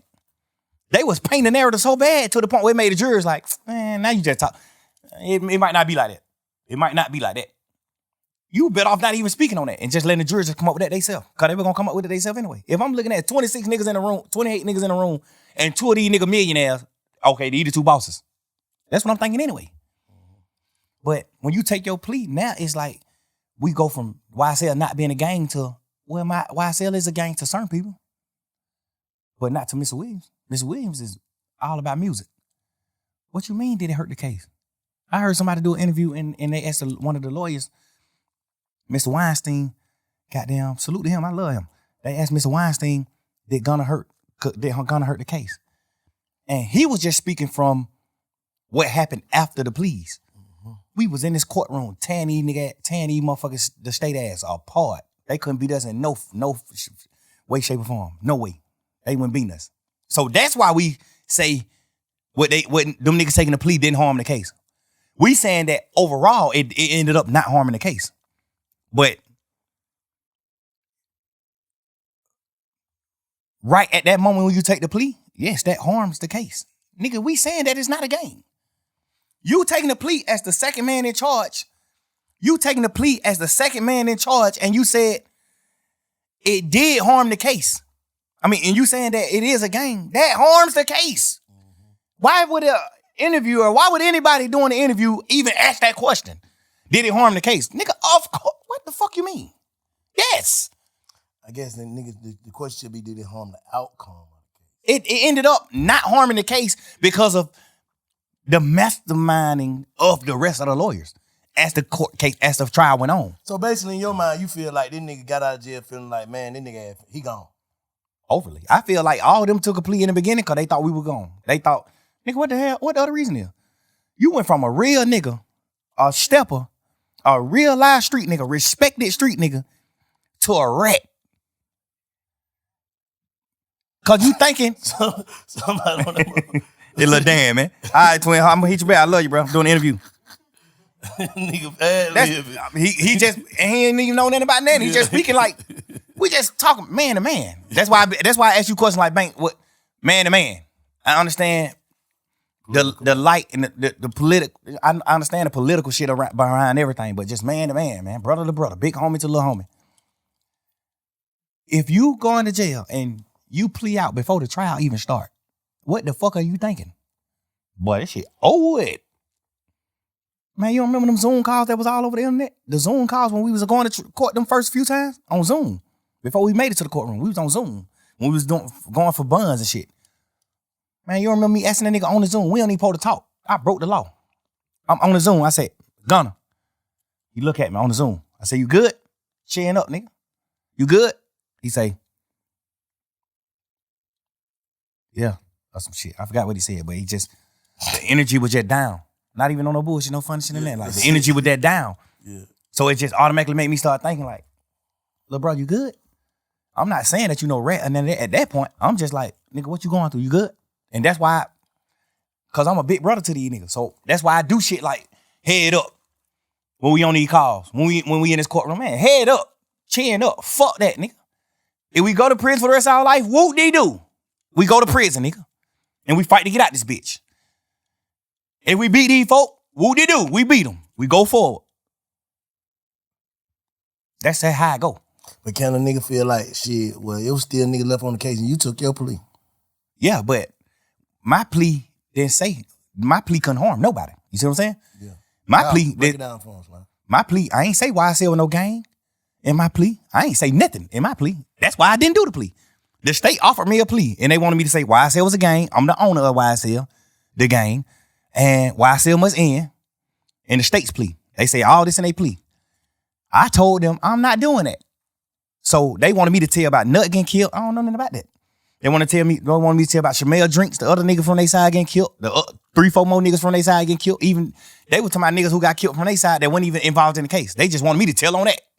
Like, you gonna tell on all this shit. We know you know about all this shit. I'm telling them, I swear to God, on my freedom, I don't know about none of this shit. Nigga, I'm in the clouds. I really don't know about this shit. Guess what that state ended up saying? We going back and forth. Week. Just talking about the plea agreement, weeks and weeks.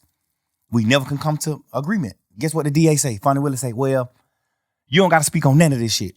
You don't got to tell on nobody getting killed. You don't got to tell them on none of that. I take all this shit out of the plea. But you must say YSL is a gang and you the owner of YSL. Man, I'm not doing it. Beat it. I'm a man, nigga. YSL not a gang to me. Beat it. I don't give a fuck. No freedom in the world can make me do that. No. Guess what Brian say? Shit, I ain't gonna do the plea. Fuck it. Let's go on finish trial. Say less. The next day, he come to me with a plan. He say, you ever heard of a goddamn non-negotiated plea? I'm like, nah, what's that? He like, well, you don't got to deal with the DA. You deal directly with the judge. That means you get up in front of the judge and you say, you guilty of these crimes. I say, I'm not guilty of that. I'm not in the gang. I'm not guilty of YSL being in the gang, the RICO. I'm not guilty of that, Brian. So I don't want to get up in the courtroom and say I'm guilty of that. That's not true. I don't want to get out of jail that bad, Brian. That's not true. Let's let's finish this trial. And he ain't want to do the plea anyway. Brian like, man, we're going to beat the sleaze out of that motherfucking ass. I'm just telling you, you can't get convicted of this because it was in your house. So that's why when we did the non-negotiated plea, Brian, when we was talking to the judge, Brian was talking about the charges that I had. And Brian like, hey, we plead nolo to this charge. We plead not guilty to this charge. We plead not guilty to this charge. We plead not guilty to these charges. We'll plead guilty to these charges because these are the shit that they found in his house. Mm-hmm. I'm on probation for the shit they found in my house the day we went to jail. I'm not on probation for nothing that the DA was trying to say I was guilty of. I'm only on probation for what they found in my house. That's first of all in my plea. My plea was non-negotiated. I went straight to the judge. Hey, Your Honor, I'm guilty of these crimes.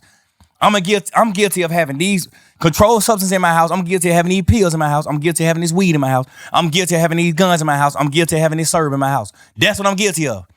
RICO, being in a violent criminal street gang, YSL, all that shit, I'm not guilty of none of that. I ain't doing that. Guess what the judge said? I agree. I'm going to find you guilty of this shit that I found in your house. So my plea was the plea that I was going to end up with anyway. Because if I would have beat the case, I still would have got found guilty of the shit that they found in my house. You think you got more time? You think you got some jail time if you went all the way through it? Nah, because she ended up, Shannon had got found guilty of one of his charges, the having a firearm as a convicted felon. Mm-hmm. So he probably went to jail 10 years for that, off top, 10 years. And it was a switch, 10 years off top. He got acquitted for everything else, all the murders and shit, he got acquitted. But he got found guilty for that one charge. Because they got to find him guilty. Even if the jurors want to goddamn, to say that he innocent, they can't. So Shannon kept his side all the way out too? Yeah, that's just the law. But when he got found, when they say you acquitted for everything, but you guilty of this gun charge, we in our mind thinking like, dang, they even go to prison for the gun. Get what the judge say. You've been through enough. I'm gonna let you out. So I feel like now, if I would have stayed in the trial, I would have got found guilty of the shit that they found in my house because it ain't no law that tell the jurors they can get around it. It ain't no way to get around it. So the jurors like, fuck. Ain't nobody claiming it and shit. Like, fuck, we gotta find them guilty for this. It's no way around it, even if they want to. You see what I'm saying? They can't let me off the hook for it. I gotta get found guilty of that. So why the fuck when I not take a plea and get out of jail today or some shit I know 9 times out of 10 I'm gonna get found guilty for anyway? At the end of the trial, I would have got found guilty for the shit in my house. I would have beat everything else. I would have got found guilty for the shit in my house. And she didn't send Shannon to prison, so she probably wouldn't have sent me to prison. She probably would have said the same thing, like, all right, I'm gonna give you probation for this shit in your house and go on live your life. Cool. I still would have, the same shit I'm on probation for now, I still would have been on probation for at the end of the trial, because it was no loops for the jurors to find me innocent for that. 100% you get found guilty for that.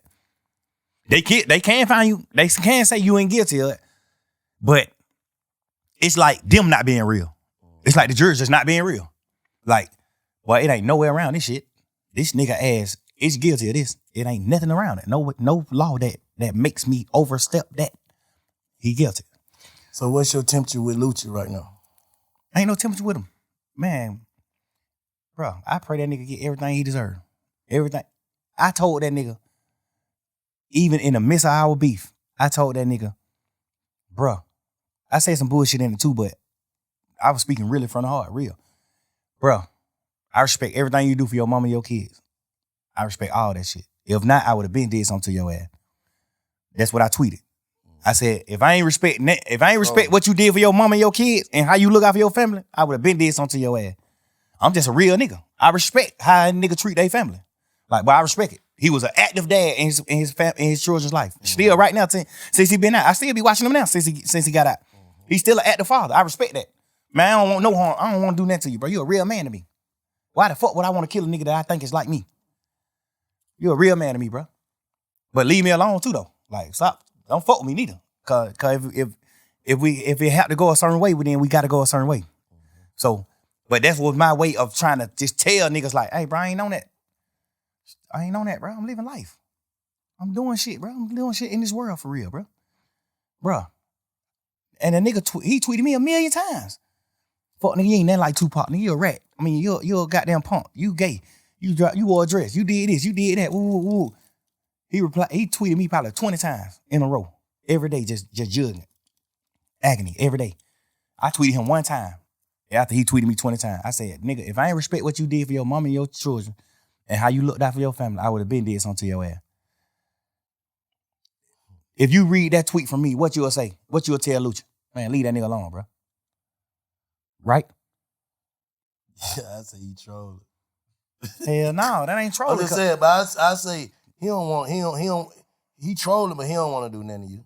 I say that. Right. He trolling, but he don't want to do nothing to you. He really want to end with that tweet. Yeah. Because me or him don't got nothing to do with it in real life. Me and him don't got nothing to do with none of the beefs on both sides. Me and him don't got nothing to do with it. He just loved Nut so much, he just asserted himself in the shit. But I thought they were saying about a girl, though. Hell no. That shit was trolling. When he said he fucked my girl and all that shit was trolling shit. We were trolling. That's what I'm saying. That's what niggas thinking like. Yeah, nah, hell all this no. whole beef behind. No, sir. This shit is behind Nut. Woody broke in Nut car and stole his jewelry. And I'm saying all this shit because it's all public record. We already done said all this shit on the stand. Him and the DA done said this on the stand. He broke in Nut car and stole Nut jewelry. He didn't know it was Nut car. He seen a peanut chain. He said, oh shit, this nigga Nut chain.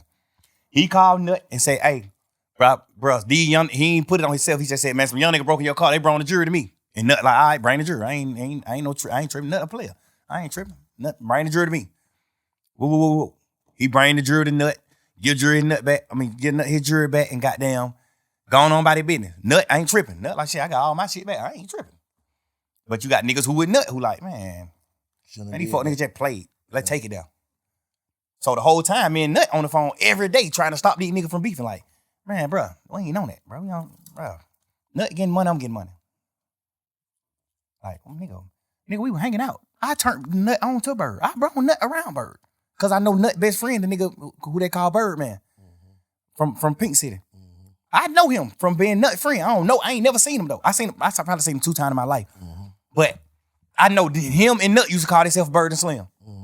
So when I got on and I met Bird, get what I told Bird in Miami. Man, you got to meet these niggas from the hood, from the city. They call themselves Bird and Slim. You got to meet these niggas.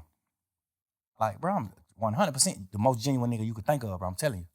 It's a real fact. I wish Nut would live me so he can say the same thing. I turned him on to Bird. The pictures when you see Nut on a boat with Bird, I'm here. I'm there. I took the picture. I got Nut phone and took this picture. Man, Nut take the picture with this nigga, but I know y'all look up to this nigga. I told Bird, man, Nut is supposed to be Slim. So you got to wait. The other nigga, Bird, who used to be with Nut, he was in prison still. He was in jail doing some time, doing a bid. So I told Birdman, like, man, you got to meet the nigga Birdman from Atlanta who called himself Birdman. He bald and the nigga tattoos in the head. He really think he Bird. I'm like, he in prison right now, but you got to meet him too. Like, I turned Bird on to Nut. I had Bloody J around Birdman trying to do deals. I turned Bloody J on to Rocco. I've been late in this town. I made niggas lock in. Me and Bloody J them started off beefing about them saying that Boo was a rat.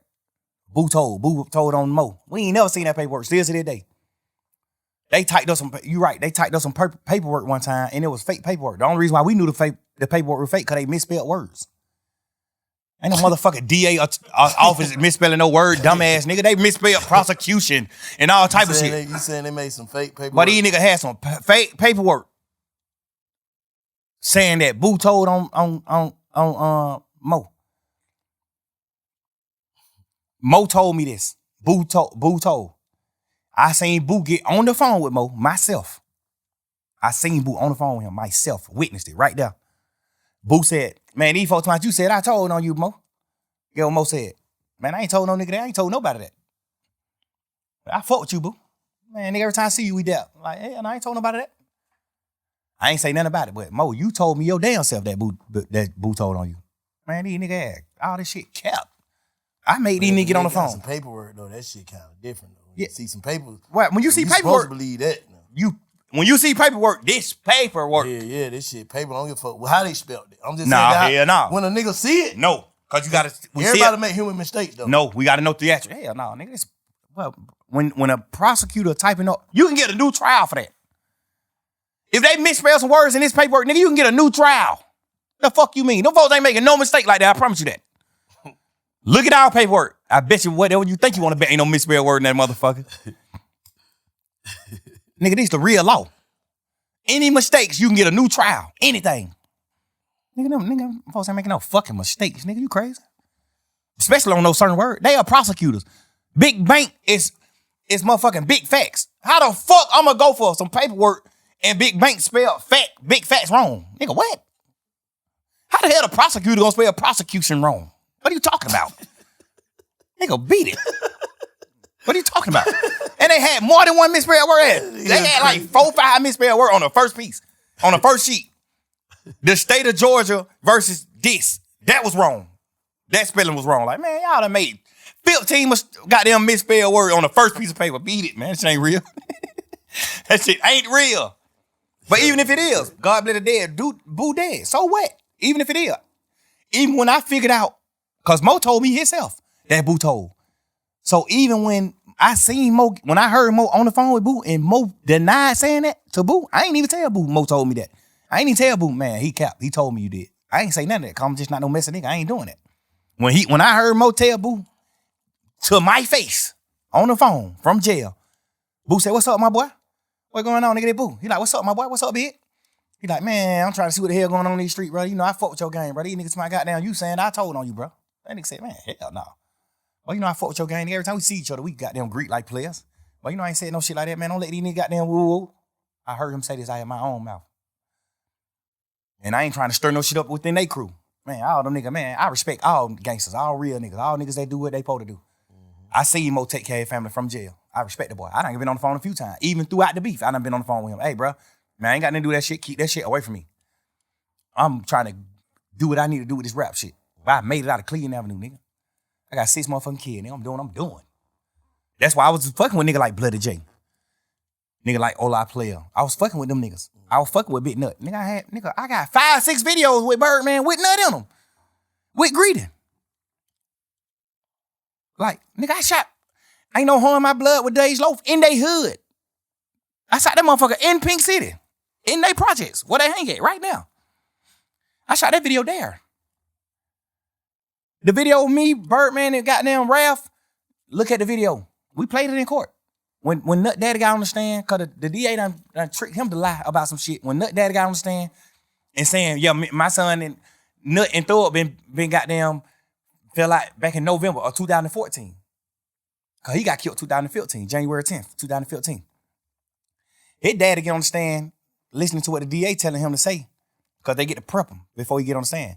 He get on the stand and say, without even knowing the truth. And I get it. You're a dad that lost his son. Yeah. I get it. I'm never, that's why I ain't never said fuck that nigga daddy. I never said fuck him, none of that. I don't say none of that. I get it, nigga. Yeah. A nigga gonna do whatever to get some justice for their son. They're my son. In that case, nigga, their family got a right to feel however they feel. I'm never going That's against their that. family, nah, for sure. Never. You're right. I understood that. That's real, yeah.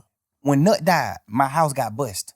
They typed up a fake search warrant and bust my house. They got my phones.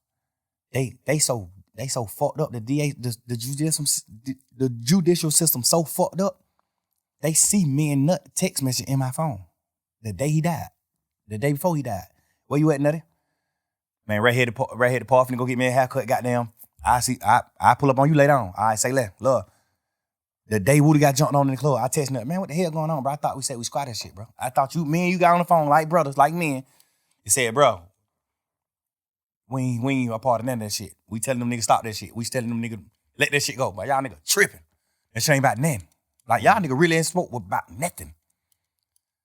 Nigga, I got text message talking to that moments before he died. Same day.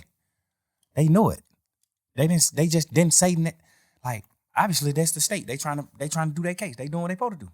Like, I ain't even mad at them. Like, you my opposition at this point. You trying to do what you do to sentence me. I'm trying to do what I'm doing to not get sentenced. I ain't tripping. But, bruh, we got text messages of me and Nut testing. I don't know, goddamn well, me and that man were cool. Y'all know that. I ain't care my flights, man. We do this shit all night. What you want to say to the city before we get out of here? Listen, man, I tried my best. Put the mic in. I tried my best to make this city one. Unity. I tried my best. Anybody from this city, including Rollo, P, all y'all niggas. I don't got no smoke with y'all niggas. I don't want no gangster shit to go on with y'all niggas. I ain't got time. Like, the street shit is already over with. Once you tell the street shit over with. Like, you can't kick the street nigga shit. And I ain't even saying that to bash no nigga. Like, why would I want some smoke with a nigga that I already done told on somebody that you done work with the police? I thought you were gonna say something else. I'm just saying, just real nigga shit. But still though, bro. Like, listen, I don't want no smoke with y'all nigga. Even if y'all didn't tell. I'm just bigger and better than what we doing. I'm bigger and better than this. I don't want no smoke with no nigga. I don't got no problem with y'all nigga, man. Peace, love, and blessings.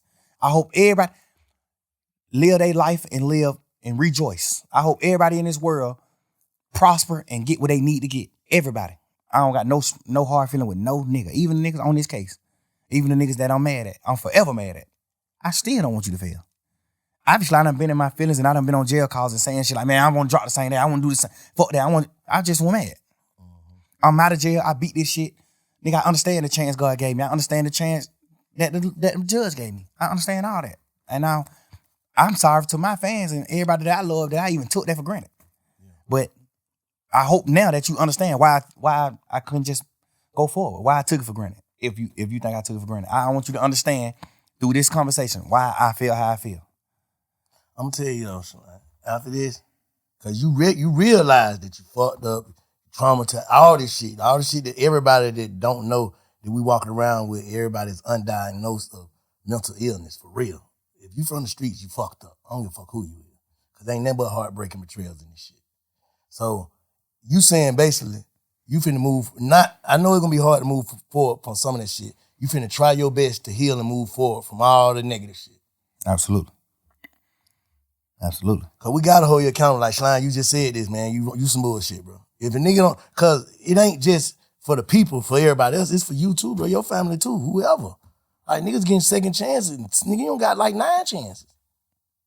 Shit. We all done got like 9 chances. Nigga done been in and out of shit. Could have been in shit, could have this, could have that. And God working on our city, man. We need to put the energy back in this shit to where niggas ain't gotta be friends, niggas ain't gotta be shit, but like you just said, I don't want to see no harm to nobody. I ain't against no nigga. I ain't in your way, don't get in my way. That's how I look at it. Cause we looking crazy right now. Absolutely, but I don't want niggas to make it like I'm the forefront of us looking crazy. It's everybody. I'm just letting you know. It's a whole pot. I'm letting the people that's not from Atlanta know. Okay. The people that's the fans of everybody, Rollo fans, P fans, Wham fans, Pluto fans, my fans, Gunna fans, Yak fans, Duke fans, everybody. I'm letting everybody that's not a part of Atlanta, that don't know the inside scoop, that don't know what's going on. I'm gotta be the head. We just all ingredients. None of us shouldn't be no more ingredients. Everybody who on the motherfucker, anybody who want to come on the motherfucking talk, come on. But no ingredient. Don't be an ingredient, bro, to the devil gumbo. Shit. I want everybody in this world to prosper. This is my honest God opinion. I want everybody in this world to prosper, no matter what you did, no matter what you did wrong, because everybody done did wrong shit. Everybody done did bad shit. You know? Everybody done did something bad. Everybody done did something that wasn't godly. When you a street nigga and you a gangster, I don't give a damn if it come down to you selling drugs. That's bad. You sold somebody drugs. They could die from that. Everybody done did bad shit. So I'm not really tripping. I'm just telling you just a few of my opines, like how I feel about certain shit. And why I feel like your best question to me was, why the hell you ain't do what you need to do when you got out? Because I understood the blessing that I got. I understood the judge talking to me and looking me face to face saying, nigga, you the one, bruh. She gonna blame you, you go back in there. I'm already knowing, but I ain't gonna give her no reason to. Yeah, can't. You know what I'm saying? I'm going forward with my life, bro. Like, I ain't tripping, bro. I just feel like at this point, I ain't never spoke on it because I was just a man. Like, I'm just on some shit like, man, we going, fuck that shit. I'm a man. Y'all niggas some rat. Y'all niggas did what wrong. I was just living in that dream. But now just having a conversation with you and talking and just like feeling it.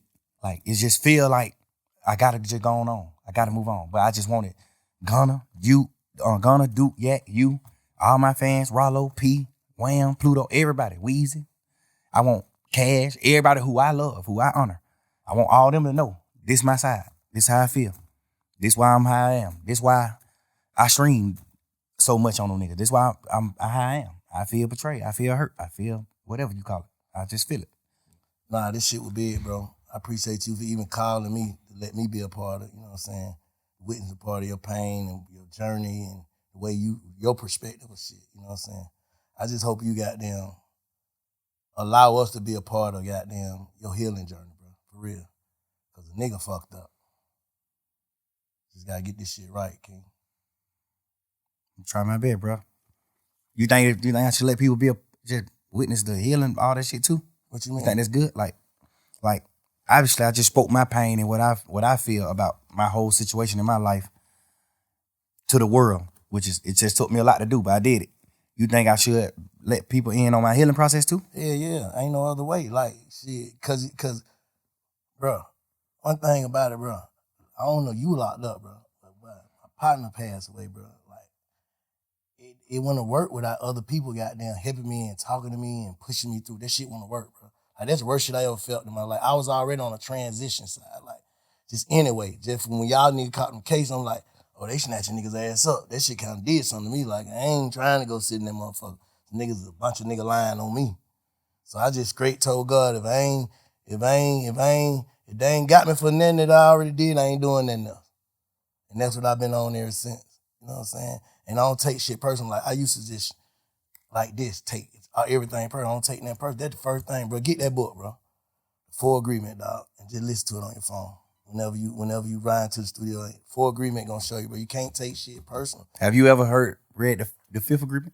Nah.